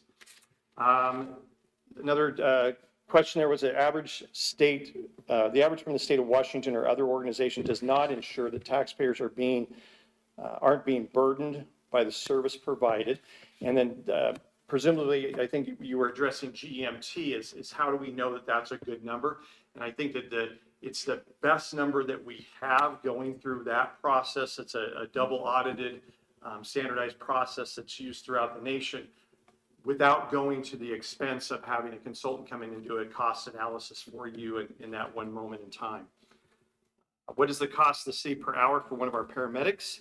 I took that in the context of out-of-area transports. That would be an overtime paramedic. And so a rate with their benefits would be $66 an hour. Cost per mile for ambulances, including depreciation. I don't have that data. Fleet has that. I think it would exceed the 1 hour time amount. So if we wanted to dig into that, council could go ahead and go through that same process and direct that we have fleet services dig into that. And then are the paramedics and the city covered for any liability if something happens to a patient or a wreck outside the city? Our licensing and our coverage goes with us wherever we're going, as long as we have a duty to act. So we're good there. And then what the difference between emergency and non-emergency would be is that's the base rate is what we would see a difference in our city code that defines what we charge for a non-emergent versus an emergent transport. So you have resources here, a hospital CEO, the chairperson of MSAB, myself, to answer further questions and to get more of a picture. The handout that I gave you, the other thing that's there, when we met with the hospital and they were kind of explaining to us the implications and how that works. when a patient needs to leave, how much effort it takes sometimes for them to find a bed for that patient, to get them there. And then when they can't get transport, how that backs up into our system. Sometimes worst case scenarios is that they can't open beds up, so they have to cancel elective surgeries, or they have to shove other patients off to other sites because they can't get that one patient out of there. So they explained some very unique and interesting things to the mayor and I. One of the things that we talked about is the mayor had asked if we could see their decision-making process before they contact City of Lewiston for one of our ambulances. That would help him understand kind of more, and he thought that would be beneficial for you. So our operations chief reached out to both hospital ERs and documented their process of what they go through when they have an emergent or a non-emergent transport to look at. I stand for questions, or any questions you have for other folks here. Thank you, Chief. Council, any quick questions here? Or any questions? They don't have to be a quick question. It can be a long, slow question. I do. Councilor Maury. Thank you, Mr. Mayor. One of my questions and concerns is these ambulances are on the road, where all do they travel to whenever they do ground transports? Typically, in our questions for the council and for Councilor Klein submitted last time, we looked at a 5-year history. You're looking at, so in 2025, last year, there was 59 transports. One of them was to Chehalis. 11 of them were to the Coeur d'Alene, Spokane metropolitan area, and the other 47 were here in the valley or up to Pullman, Moscow area. And so you kind of see that breakdown. We've only had one other year, 2023, we had one transport to Boise, 18 up to Coeur d'Alene, and 43 in that region. And so, you know, we have a high of 5 years ago, 2021, with COVID, we were doing a lot of transports out, and that was a big deal. The aeromedical transport wasn't able to transport some of the COVID patients because of the oxygen requirements. They just didn't have enough oxygen on board of the planes. And so we ground transported some of those, and a lot of that was going up to the Kootenai area and Spokane. So, but 123 high there, and then we dropped down to 58, 62, 33, and 59. It's not something we do a lot of, and even the distance transports are really rare. But what it comes down to is when we do that, there's a person and a life on the line. There's 2 hospitals that we learned a lot about. It really backs their business up and hurts our community as far as bed space and staff space. And you know, they shared a story with us that one patient that they had that needed to be transported out, they were having really hard time finding a specific bed for that patient.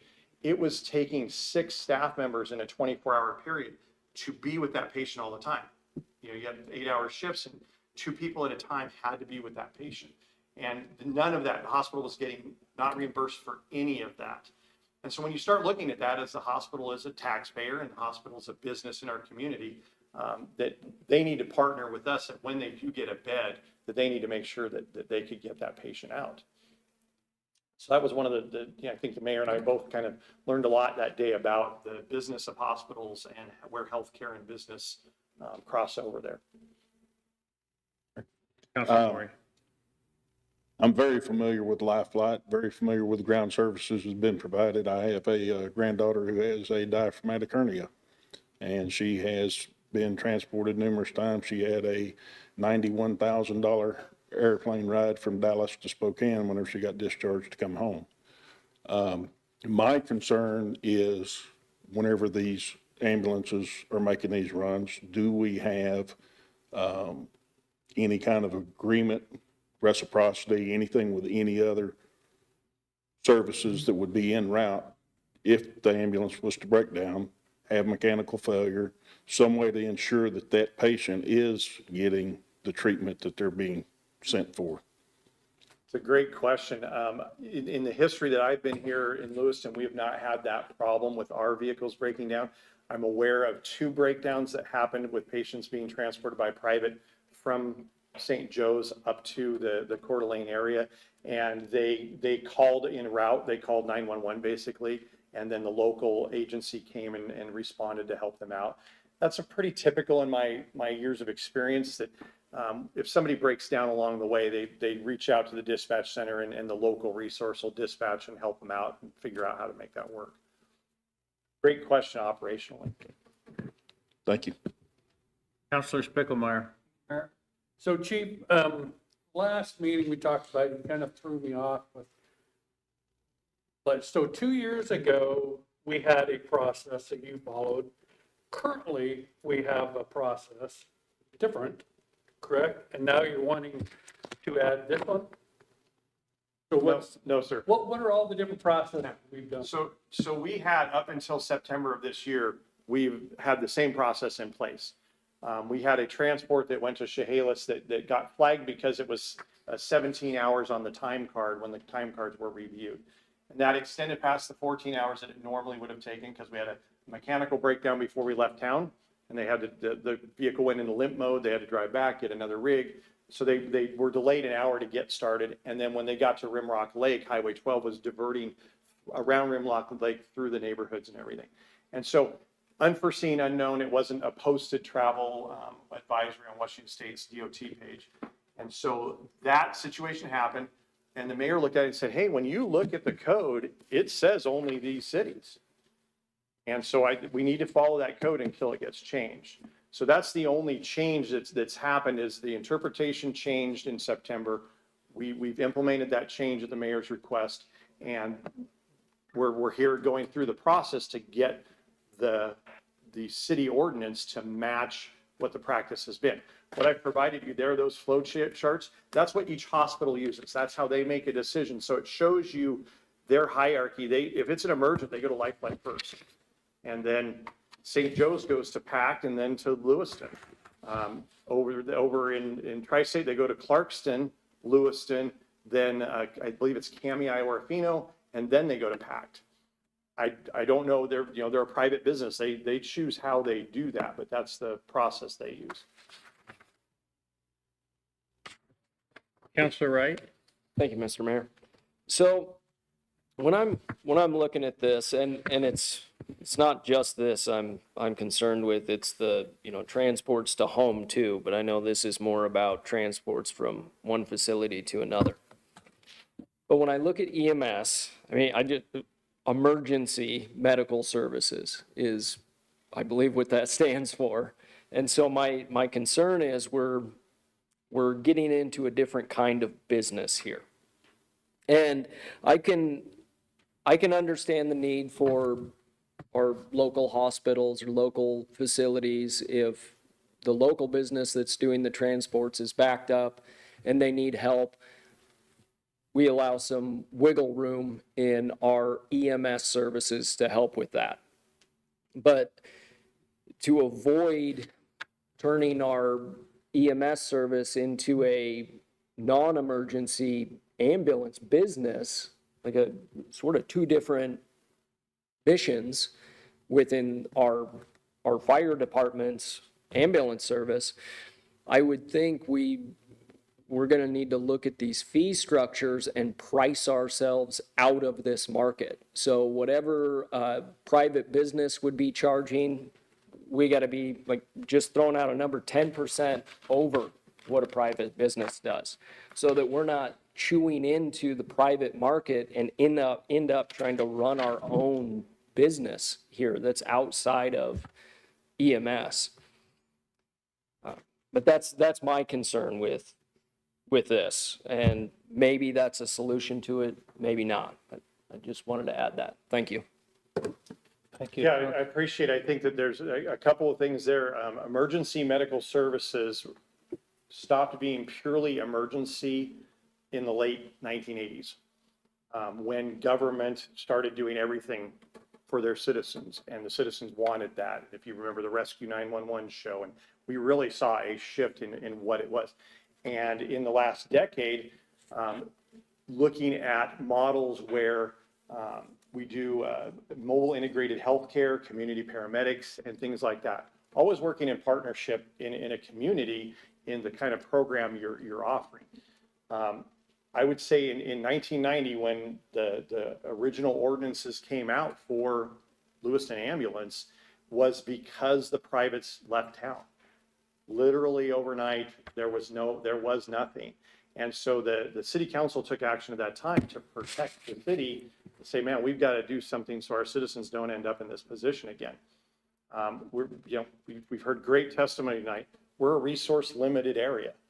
And I think that that's where, speaking with the hospitals, it really becomes apparent how we fit that little piece. So it's not a new thing that we're doing.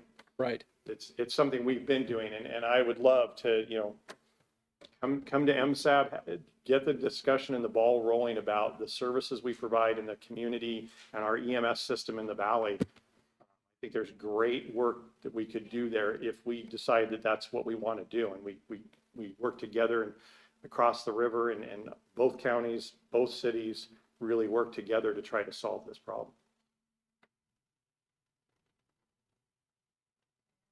Counselor Forsman? So just for clarity's sake, this is, trying to think of that. Chief Lucas maybe would answer, or Captain Lucas would answer maybe, and they would say, we need a transport. And then that would be scrutinized, I don't know if that's the right word, but really heavily looked upon. Do you really need Lewiston to do it, or can you have any other source of transportation, right? Because we're like kind of the last resort. We don't typically jump on it unless they're having a difficulty getting transports to Spokane or whatever, and their ambulances are full or the hospital's full. Like, how often are we jumping to say we're going to do this, or is it limited? I'm trying to.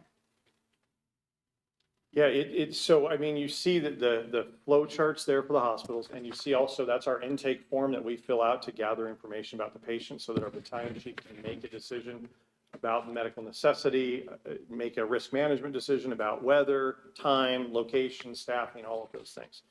I think it's an interesting question to get into. Both of our hospitals are private hospitals. And I don't know where the fire department's role is in telling them how to do their business.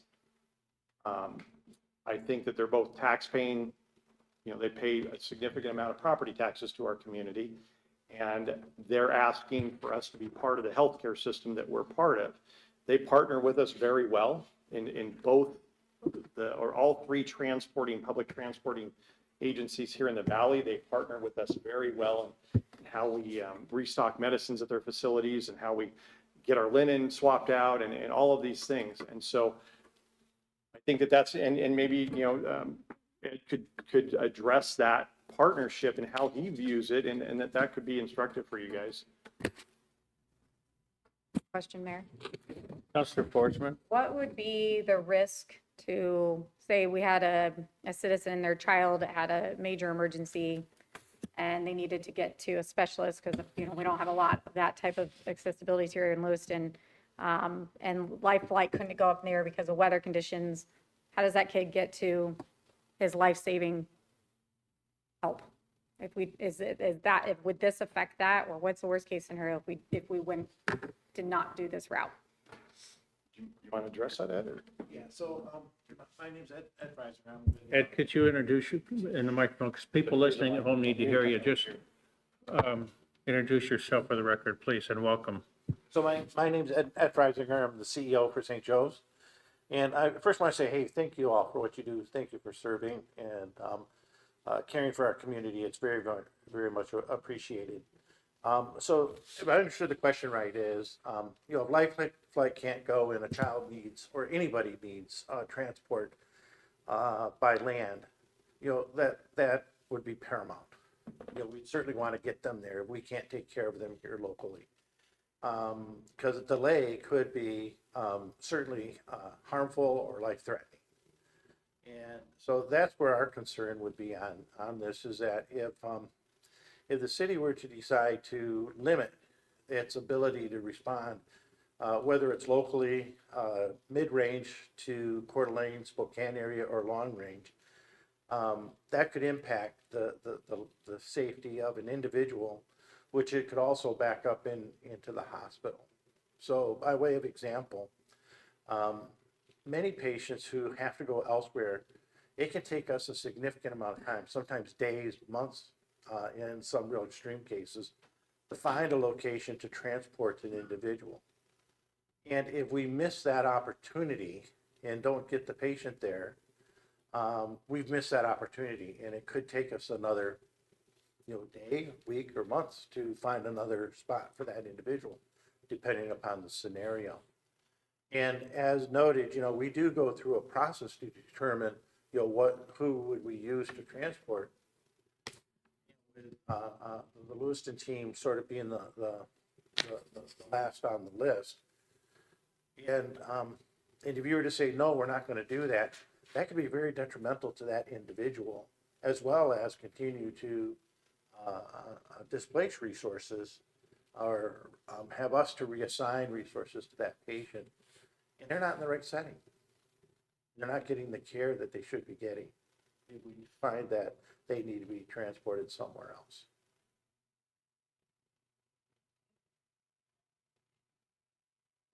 Counselor Maury.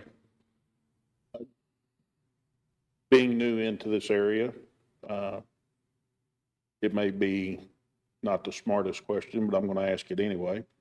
Whenever the hospital calls the fire department for transport, the fire department is servicing the hospital's request, not the patient's. Who pays for that bill? What's the patient's responsibility or the insurance companies? Okay. Medicare, Medicaid, private pay insurance. Yeah, or the patient. And if there's a shortfall in billing for services, that responsibility would fall back to the taxpayers as part of the budget for the city? Yes, sir. And that is how it is set up. And I think that that's one of the things that the mayor's provided great leadership in this whole issue with our contracts with other county agencies outside the city, is to make sure that we're not out of balance there. Any part in medicine, there's a fee structure that I don't totally understand, but it's essentially a regressive tax structure, right? Is somebody that has great insurance and a lot of money gets charged more because they cover the person who has less. And the hospital, Ed was sharing with us, I forget what it was called, community benefit. Yes. So we do a community benefit analysis every year, which looks at, what do we do for the community outside of providing the great care that we do. And that includes the taxes we pay, that includes support of different programs, et cetera, in the community in that, but it also covers under and uncompensated care. Medicare and Medicaid rarely have ever covered full costs of care. And so we look at it, and it can be over $20 million a year that we have in what's called community benefit, which includes what we do for under and uncompensated care for the community. Thank you.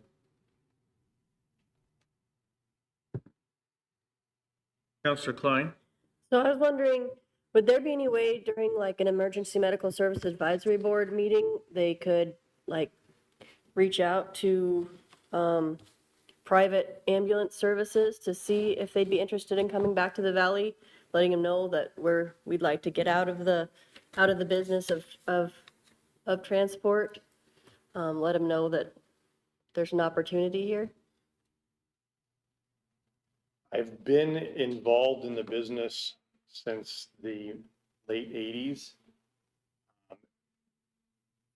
Private ambulances, the mom and pop private ambulances, have a very difficult time making money doing primary 911, doing interfacilities.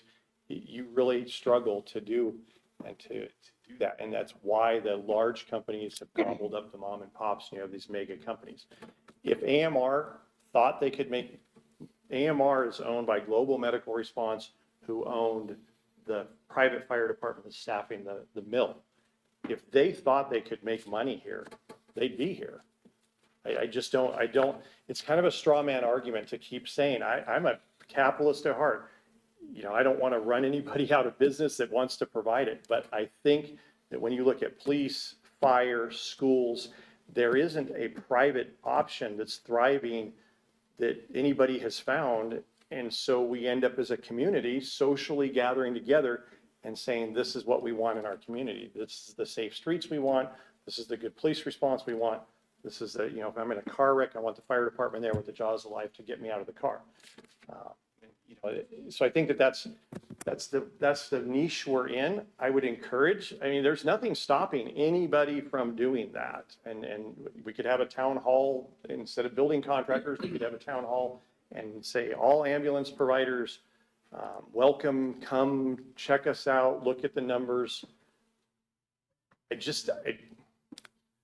Nobody else is doing that. And I think if there was money to be made, that's Life Flight's here because there's money to be made in aeromedical.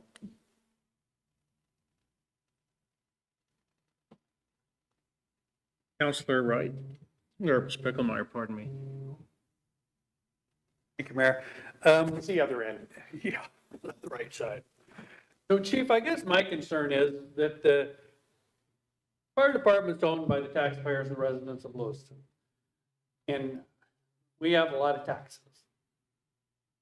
You look across the river and you have Clarkston and Stoughton County, and they're having a hard time getting any type of tax increases or bond to support their fire departments. I can see down the road, we approved this, we're gonna be hauling everything out of Tri-State, across the river, we'll be doing it all. We're gonna be a pay-for-service fire department for the whole valley. And the other thing I'm stuck on is this 14-hour thing, going all the way to Seattle or Portland or whatever. I could support Spokane, the turnaround, but to me, 14 hours, that isn't, you're not providing life support if you're hauling them 8 hours in the back of a truck, I guess that's where I'm at. So you bring up a great point. We serve the citizens. That is exactly what we do. And in an $11 million budget, we stipend $3 to $4 million of that with our fees, with our EMS fees. So the citizens get a $11 million fire department for $8 million. Those paramedics and those ambulances respond to fires too. And that's why EMS inside of the fire service makes financial sense. We look at serving a patient, and when you talk about Seattle, that's our burn center. So we have a snowy night or a fogged in night, and there's a structure fire, and somebody's burned horribly, second, third degree burns. They're intubated, they're on a ventilator, and they can't get to the burn center where they need to be. St. Joe's, that's not their thing. They can stabilize them, but we need to get them out of here. And so putting them in the back of a medic unit and driving them over there and getting them to the burn center is absolutely crucial for that person's survival. And again, this is twice in 5 years. We're not talking about, we're not hanging out a shingle. This is something that we noticed changes, we noticed verbiage. We stopped doing something that we'd been doing since the 1990s. No, there was no great shift in that. We're going back to doing what we've been doing. There's no reason to expect all of a sudden that there's going to be dozens and dozens of calls that don't exist right now.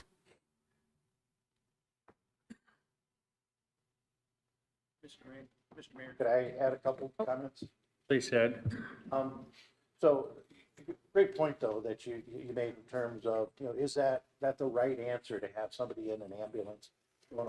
I'm sorry. Mike's over there. No, it's right here. I'm sorry. He's just soft spoken. I've got a cold today too, so I apologize.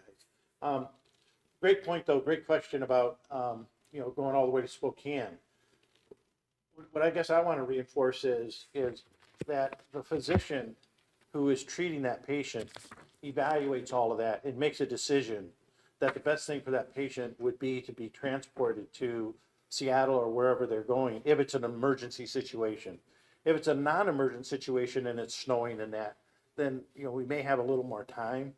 But if it's an emergency situation, that physician has made a determination that the best thing for that patient is to go in an ambulance. So, from that. The other is that, I guess what I want to reinforce is that we at St. Joe's, are continuing to invest in recruiting providers and talent to the community and investing in equipment that help to reduce the need to transport. In March, I've got 2 new general surgeons who are starting that will help us maintain patients that may need to be transported. In April, we have a second neurosurgeon who's joining us, who will practice in concert with Dr. Solnick. We are bringing on what's called an intensivist, a physician who focuses and specializes in caring for patients in the intensive care unit so that patients that may have been transported before we can keep locally. So we are really investing and focusing on what can we keep locally rather than transport and transfer. So, you know, it's, when you think about healthcare, it's a team sport is the way that I want you to hopefully think about it. And as a part of the team, occasionally we need to reach our partners in the EMS to help us with a transport that may be a little longer than to Spokane or Coeur d'Alene. But as a part of the team, we're also recruiting and bringing in talent to the community that otherwise we may not have. The fortune we have to have Dr. Ho, who is an interventional radiologist. Having that service here has saved many, many people who have stroke, who don't have to be transported somewhere. The fact that we have interventional cardiology here is a huge benefit to our community. So if somebody needs to go to the cath lab and have their have a cath done if they're having a heart attack, it is immensely beneficial to this community. And all of those stop transports out of the community. So, you know, we are focusing on that, and I know other in the community are doing the same thing. You know, our team member at Tri-State, they are looking at their services and how they can strengthen and expand services to keep patients locally. I know Pullman's doing the same thing as well as Britain. So, you know, as you discern this question, think about it not just as an individual entity, but really as a part of an overall team. And it's a team that's focused on keeping people safe. That's what we're all here to do.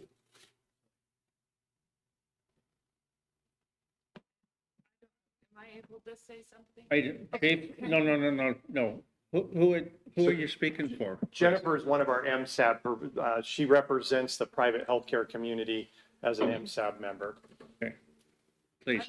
I'm still learning. I apologize.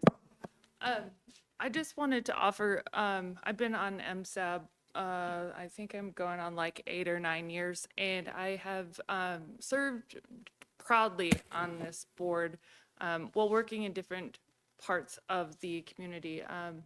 I worked in Kendrick for a while where they have BLS services locally, but sometimes if someone required, you know, ALS services, they would have to rendezvous Lewiston, and I would do everything that I could to make sure that I did not have to call them. I want to just express that from a provider standpoint, these are not my first choice. I don't want to pull the ambulance off a station to transport someone to and from places. Like when they're trying to find somebody to transport these people, it's like a shotgun approach, and they just hope someone can get it, and then they try to go by acuity. If you have somebody who might need to be transferred from the hospital to home, but they're on high oxygen needs and they have a trach and they're on a vent, they can't go like packed. They can't go AMR. It's individualistic. I once had a doctor tell me, Jen, you can't be altruistic and financially stable at the same time. I don't really believe that, because every once in a while we have to make a couple of, we're just going to help people because we need to help them. And I totally understand the business side, being a business owner, but these calls that they're going on, they are life-saving. Like, there are times where if they didn't do them because all of the other places couldn't do them because they were on calls or whatnot, people's lives would end or be maimed. And then we would all have to live with that. And I don't know if there's a legal ramification if a city were to say something. I don't know that, but I wouldn't want anybody to get in trouble. And to me, I kind of liken it to, we're talking about being team players to preserve and promote healthy life, but we're okay with setting up an ambulance at a rodeo. And to me, is if we're gonna, worry about trying to find money and all of that and be worried about hanging out a shingle, then maybe we don't do rodeo stuff. Maybe we don't go to the high school, and maybe we have something for those kids that need to be transported and the snow is bad. But if we take this service away from our community, we are going to be doing something very detrimental. Like, I could cry right now, actually. Sorry, I told you I would be good. But, like, to be the one who sits in the room with these people when they go on these transfers and come back and be like, if that hadn't happened, I could have lost my leg. Like, that's huge. And we're not, this isn't their bread and butter. Like, Lewiston's always taken care of. If they can't cover the city, they can't go because they have to be here for the city. But if there's really no other option, like, we're called to go. God tells us, take care, Proverbs 3:27. Like, if you have it, do it. And I really think maybe we should look at that. And I apologize, but I'm just thank you for your time. Thank you. Chief, I want to ask you a question. It's not a trick question. I think I know the answer, but maybe I don't. So would you say that most ambulance calls, do we make money, do we break even, or do we lose money? Any ambulance call? I'd say we run right around the break-even spot Okay. on So the totality. I mean, most ambulance calls, then we bill for insurance or whatever. We have write-offs and contractual agreements and all these kind of things. But you think we break even mostly? I'm gonna go check that. I find it hard to believe, and I'm not doubting you. No, It's it's just, my gut sense. Again, when you look at the complexity of medical billing and everything that goes on, when you're chasing it 3 years later, when Medicare finally closes calls out, I think that's a very difficult answer. I think when you look at fire-based EMS and the prevalence throughout the inland Northwest, the Pacific Northwest, the Northern Rockies region, I don't see everybody doing that because it's bankrupting their governments. but let me ask this, because I don't remember. What is the rate for a transport from Lewiston to Coeur d'Alene for advanced life? You remember? I don't mean to put you on the spot. Advanced life support, you said, or basic? Advanced. Advanced life support, $941 and $16.50 per mile, $40 for oxygen. So without oxygen, let's say, but so $16 a mile, $900 round trip. That's what we charge. And then you think that when we settle the paperwork on, I'm trying to get information for the council. So when we settle the paperwork on that, you think we'll break even on average? I think on average, when I look at our predicted revenue, and that's arguably been up and down the last couple of years because of the ambulance billing company we tried to use.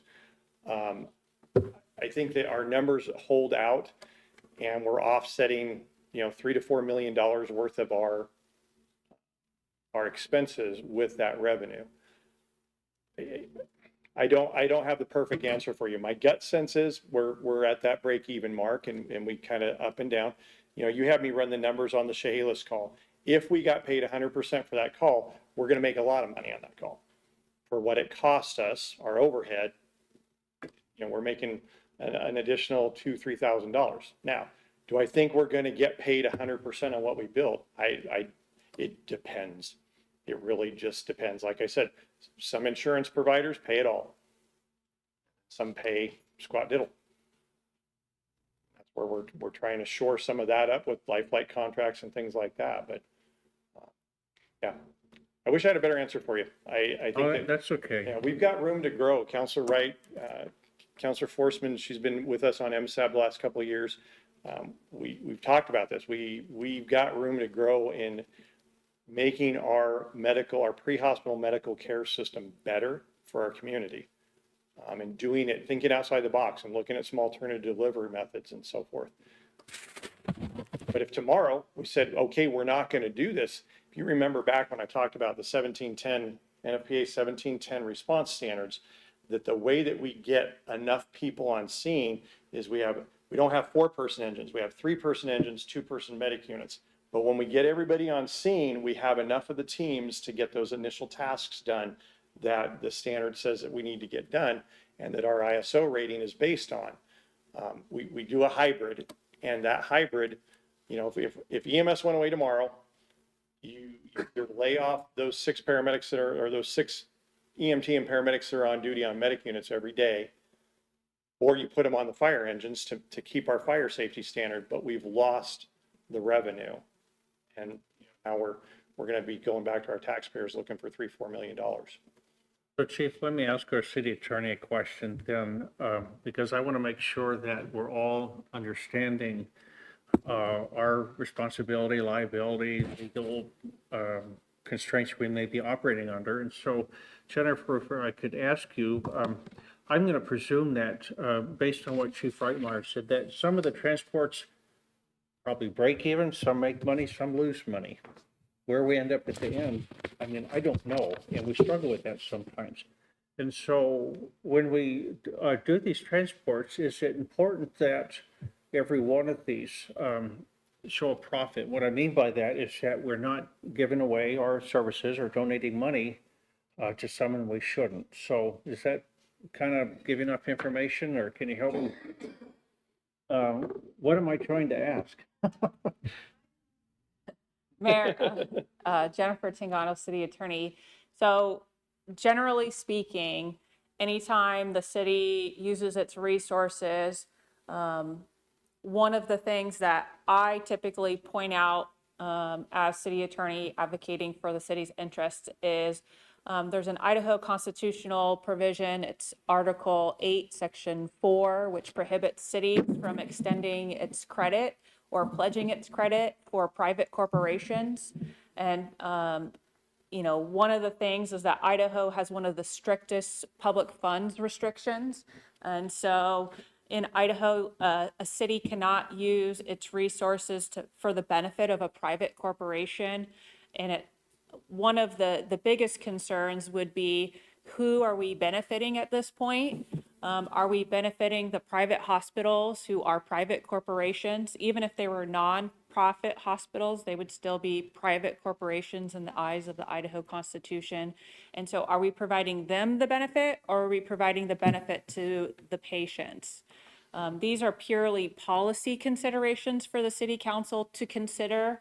As far as the legal questions, the city of Lewiston and the city of Lewiston Fire Department operate within the city of Lewiston. It does sound like there are calls that originate and end outside of the city of Lewiston that we are responding to. So there is a question about jurisdiction and who is really paying for that service. As far as, you know, our ability to continue such operations, again, it's purely a policy question. I would just encourage the city council to consider contracting for those services. We already contract for services outside of the city's limits, so we provide fire and EMS services by contract to several counties and other cities outside of the city limits. But we don't currently have any contracts with Lifelight or any of the hospitals or anyone else that would regularly use our services. I know the topic here is out of area transports, but we also do, and we being the City of Lewiston Fire Department, do a number of non-emergency ambulance transports locally. So, you know, there are times when we are transporting patients that even Medicare wouldn't pay for. So, you know, it's a policy consideration on how are we using our city resources and whose benefit are we really providing them for? Are we providing it to the public at large? Are we providing it for private hospitals or other private entities, or are we providing it for something else? Thank you, Jennifer. So, council, I don't want to add to or take from what she said. I think that was pretty clear. It was clear to me that it is a policy decision. And so, I'm going to see if you're ready to, Chief is here tonight. He's asking you for a decision. But to think about what our city attorney shared with you about it being a policy decision, we certainly heard from Mr. Freisinger about uncompensated care and other things that they too provide for the community. And I don't know if that's a policy decision, Ed, when somebody walks into your emergency room, but certainly you have to respond, and you do well, and we appreciate you for that. So if I'm hearing that right, maybe to try to help bring a little bit of clarity here, I'm going to tell you that I'm not sure that we make money on these. I mean, and that's just, I've looked at enough numbers, and I don't know if we ever will. And that's fine. I'm not making judgment on that. But if really what we're talking about here is a policy decision, then we may have to, I don't know, the county might be kind of hard on this. We're not going to get it down to the penny. I think we just have to understand that and live with that decision. But also continually working with our MSAB members and other partners that we don't have contracts with today that maybe we should, and then move forward with some kind of a decision on this. So, Councilor Forsman? I just have one question/request. Would we be able to reach out to Lifelight and ask about grant transport for them providing? Because I know they do that, and I think it's like Oregon, maybe even Seattle. They provide. You can pay a membership to get aerial and ground transport. I don't know why we don't do that here, or if there's restrictions there, but I think it would behoove of us to see if that's an option. But you might already have that answer, but I think that might be worth exploring. I think that Lifelight, if they could make money, they wouldn't be paying us. They wouldn't have just sent us a contract to pay us to haul them back and forth to the hospital or from the hospital to the airport. I think they'd have their own ground transport unit here, because in the markets where that makes sense, that's what they do. Sorry, just for clarity's sake, you're saying Oregon, It's not. It's not. you're saying Oregon with its, maybe like its demographic, provides that funding. If you look to at the make financial bases, sense. if you pull up a Lifelight map and look at the bases that have ground transport in addition to air transport. So they have rotor wing, they have fixed wing, and they have ground transport. They make business decisions about where to put those. We lost our fixed wing down here because it made more sense for them to have it up in the Coeur d'Alene area and then fly in here when they needed to. So we lost that resource in our community. They make business decisions all day long. They just opened Hawaii. Lifelight is now providing all of the aeromedical, inter-island aeromedical in Hawaii. They did that with a massive multi-million-dollar grant. I think it was a $40 million grant the healthcare system gave them to come there because they can't get people from island to island. So Lifelight's a business. I mean, they're a nonprofit, but they're still a business, and they've got to stay in the black. Thank you. Councilor Wright? Yes, thank you, Mr. Mayor. Okay, so in our regular meeting, when we tabled this and brought it to this working group, my understanding then was we were looking at the guidelines set in 609, and the EMS board came back with, no, these cities don't mean, my understanding, my interpretation, no, these cities didn't mean that they were a limit. And our standpoint was, well, it's written in there, so that's a limit potentially. That was the conversation of, are these limits or not limits, or is it just the 14 hours? So that was kind of the original. But as we've dug, my understanding of the original conversation and the discussion we wanted to have today, but as we've gone more into this, I don't know if just having this one SOP is going to make sense. Because it would get pretty complex if we tried to have all these rules in here. I'd almost think we'd need some more SOPs to go along with this. We have the 609 out-of-area ambulance transport. Is that emergent or non-emergent? Do we need two different SOPs, one for emergent, one for non-emergent? Do we need one for, it's local only, we're transferring from Tri-State to St. Joe's? And then do we need one for, we had to go out to Cottonwood and pick somebody up and take them to Spokane?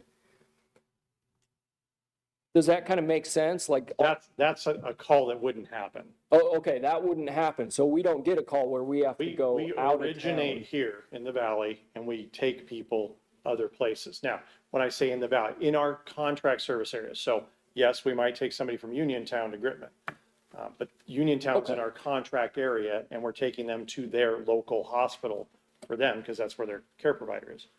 But Other than maybe like that, Lapway. We go to Lapway, Go to which is in Lapway, Nez Perce County, and we take, yeah, we- because we Cottonwood contract to is provide service to all of Yeah. Nez Perce County. another county. Okay, so somewhere else in Nez Perce County that's not Lewiston, and we take them to Spokane or something like that. So there seems to be, a few different scenarios, and which ones do we need to set, be focusing in to say, okay, we're going to put a restriction on this of 14 hours. Okay, this one, we need a restriction of this hospital, because we want to build contracts with them. It just seems so complex that I don't know how I can do it all with just this SOP 609 if we're trying to.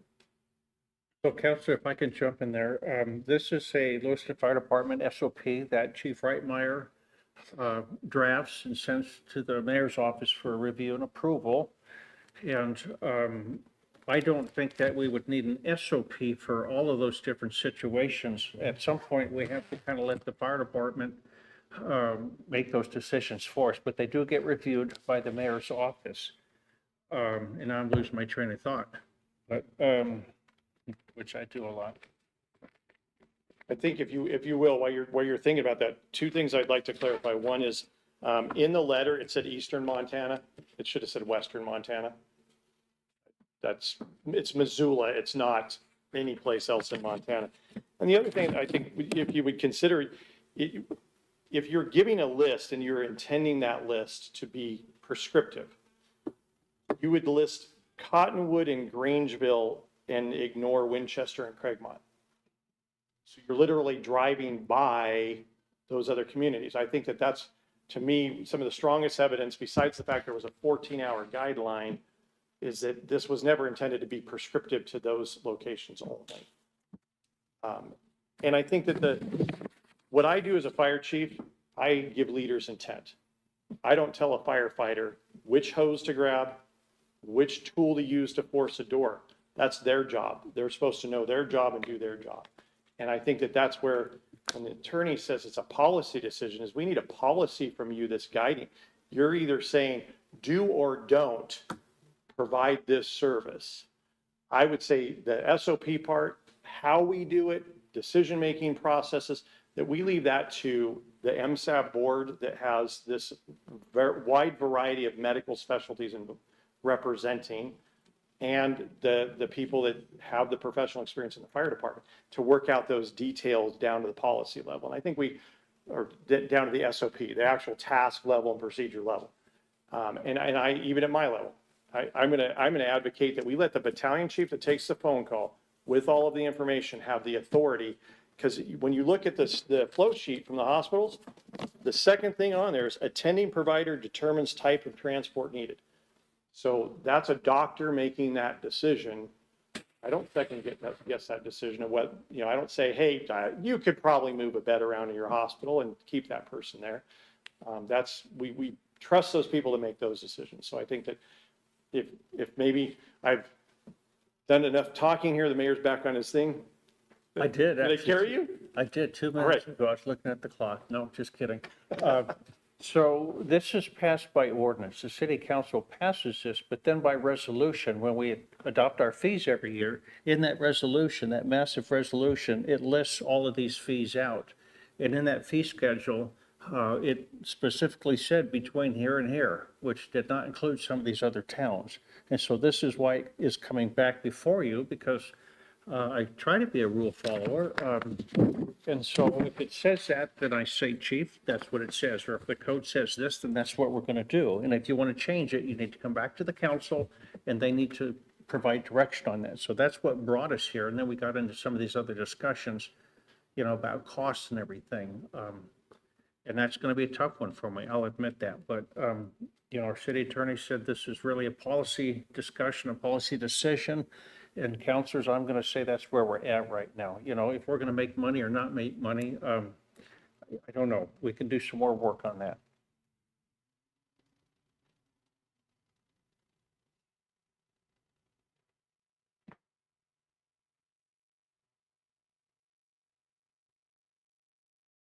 So counselors, I would entertain a motion to either include these destinations, and the chief said in the SOP, up to 14 hours. That includes preparation and other things that may come up. If they exceed that 14 hours, and I don't care what the excuse is, then I'm not happy, because I think the 14-hour standard is a standard, and there's a reason for that. It's a safety standard.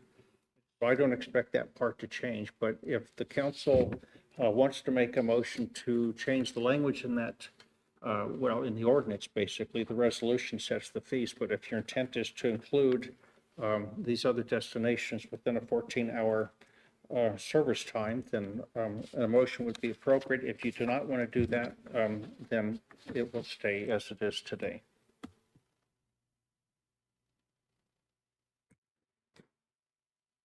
Mr. Mayor. Councilor Wright? At this time, do I have to make the motion, or can I just give direction on my thoughts, what I would like Reitmeyer to bring to the next Councilor, regular meeting? the floor is yours.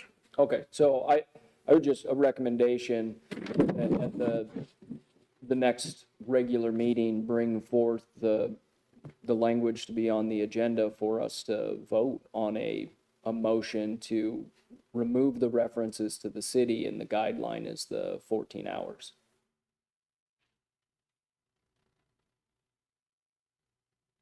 Councilor, if nobody has any objections to that, we can do that without. Councilor Forsman? Sorry, I just want to make sure I understand. You're saying to remove the cities, as in we don't provide services to them anymore? Or am I misunderstanding? No, it's not a limitation of the SOP. So you wouldn't list out cul-de-sac, Lapway, Clarkston, Spokane, Seattle. You would just say from, of course, we're in Lewiston, or the valley that we operate in, the contracts we operate within, and they can only go for 14 hours because that's a safety standard. I see, yeah, that in the legal language to make the motion. Right, I would ask the chief to bring that as an action item on the next regular meeting. So is the direction to staff then to draft resolution language for Chief, council? I think I'm going to ask for a motion. Oh, okay, thank you. Oh, okay. I would move that staff bring to the next regular council meeting a motion with the language to no longer have names of city destinations as a limit in the code, and make it focused on the 14-hour limitation.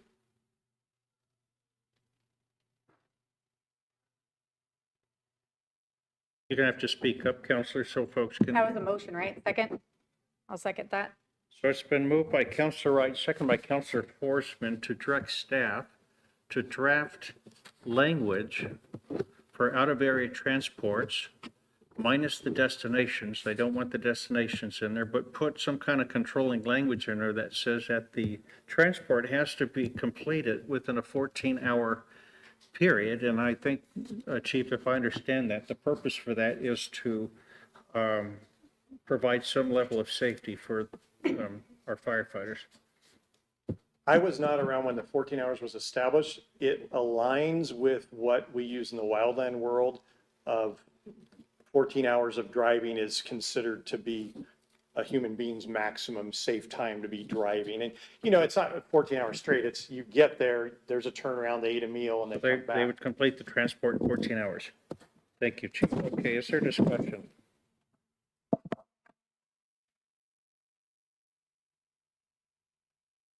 Favor, please signify by saying aye. Aye. Opposed? Motion carries. So Chief, if you get that language put together for us and work with the city clerk to get it on the next available agenda, we'll take it up. Thank you, I appreciate that, and I can't tell you how pleased I am to see the interest in looking at the system. I think that, you know, Councilor Wright, you bring a business sense and an analytical sense to the issue. We will benefit, and I think with what's been going on in Clarkston, we need to have this conversation in the valley of what does this system look like, right? We're engaged right now with Nez Perce County and looking at that fire and EMS service assessment out there and look at that and say, how is this the best thing we can do for the taxpayers? And I think it's an opportunity for us as the core of our valley to be the leaders in that. So appreciate Councilor Forsman, you know, leading that process out with Commissioner Gish. Thank you, Chief. Thank you. And MSAP members, thank you for being with us here tonight and sharing your expertise. Ed, thank you for being here with us tonight, and it's good to see you back in Lewiston. So, Council, next we'll move to Roman numeral 5, unfinished and new business. A, city councilor comments. Comments shall not be related to an item currently before the city council or an item that may come for the city council in the foreseeable future, and shall be limited to comments, not discussion. Mayor. Councilor Forsman? I really appreciated that we had council members that brought agendas to the table, discussions that they wanted to see driven by the public. I think it really shows that we're trying to listen and engage and get answers that people want. And so I think it was Councilor Klein, Councilor Quickemeyer both brought really good discussions to the meeting today. I hope we continue to do that because then we are really the council that's leading the direction the city is going. And so I really appreciate the dialogue we had.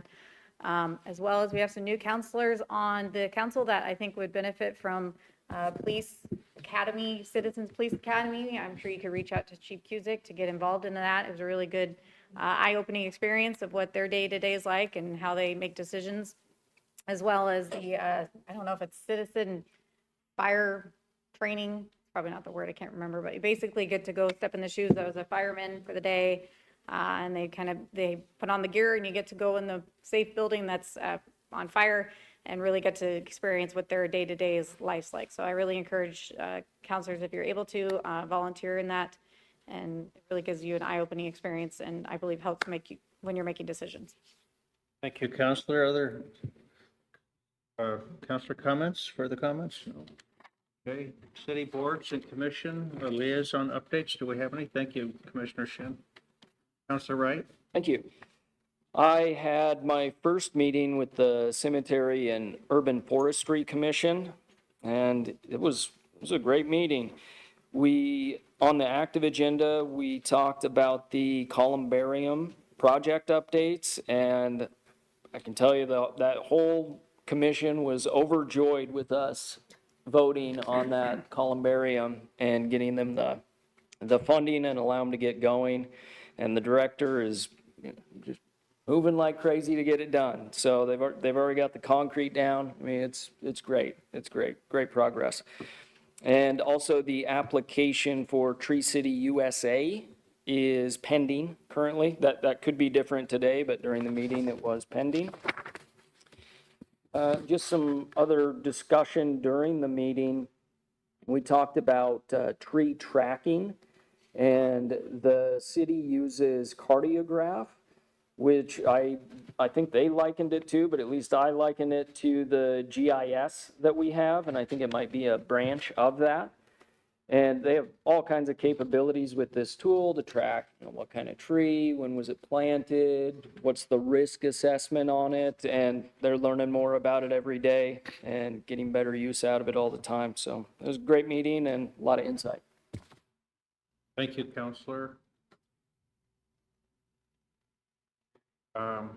Other commission boards updates, none? Okay. Mayor's comments. Council, I had the opportunity to spend 3 days in Boise last week and go down there and talk to our legislators about issues that are important to the city of Lewiston and to other cities in the state of Idaho. It was a good, lots of good meetings, lots of good visits. I was able to meet with all 6 of our legislators from this area, so I was grateful for that. And I had an opportunity to just briefly visit with some of our constitutional officers. So again, I was very grateful for that. Legislation-wise, it's still early enough in the session. They don't quite have their bearings down, but you know, they're still struggling with that one big beautiful bill and what they're going to conform to or not. There's obviously some trade-offs in doing that, but those decisions should be coming soon. They have to, because they need to get the budget set and move forward with that. I also had the opportunity to have dinner with a businessman down there, and as you know, I took a trip over to the Port of Portland recently with Commissioner Gish. He mentioned that, and Jerry Chavez from Valley Vision, and I've made contact with another business, and so we're just out there trying to drum up some activities here for our container shipments. So that's exciting, and there's going to be some more meetings come up, and I'll keep you posted on that. Agenda topics, councilors, any agenda topics coming up? Councilor Speckelmeyer? Mayor, yeah, I'd like to make a motion to add a airport ownership discussion to the March 2nd work session and direct staff to provide the city's ownership cost for the last 4 years and our FY26 lease costs associated with the airport. Second. Okay, it's been moved by Councilor Speckelmeyer, seconded by Councilor Forsman to add to the March 2nd work session airport ownership as a topic. And then we'd also like to request ownership costs for the last 4 years at the Lewiston Airport, and then any kind of lease arrangements that we may currently have. In favor, please signify by saying aye. Aye. Opposed? Motion. We're on the March 2nd work session. Thank you, Councilor. Next up, we have Roman numeral 6, adjournment. Make a motion to adjourn. Moved by Councilor Forsman, second by Councilor President Kleber to adjourn. Those in favor, please signify by saying aye. Aye. Opposed? We are adjourned. Thank you, Council. Thank you, everyone.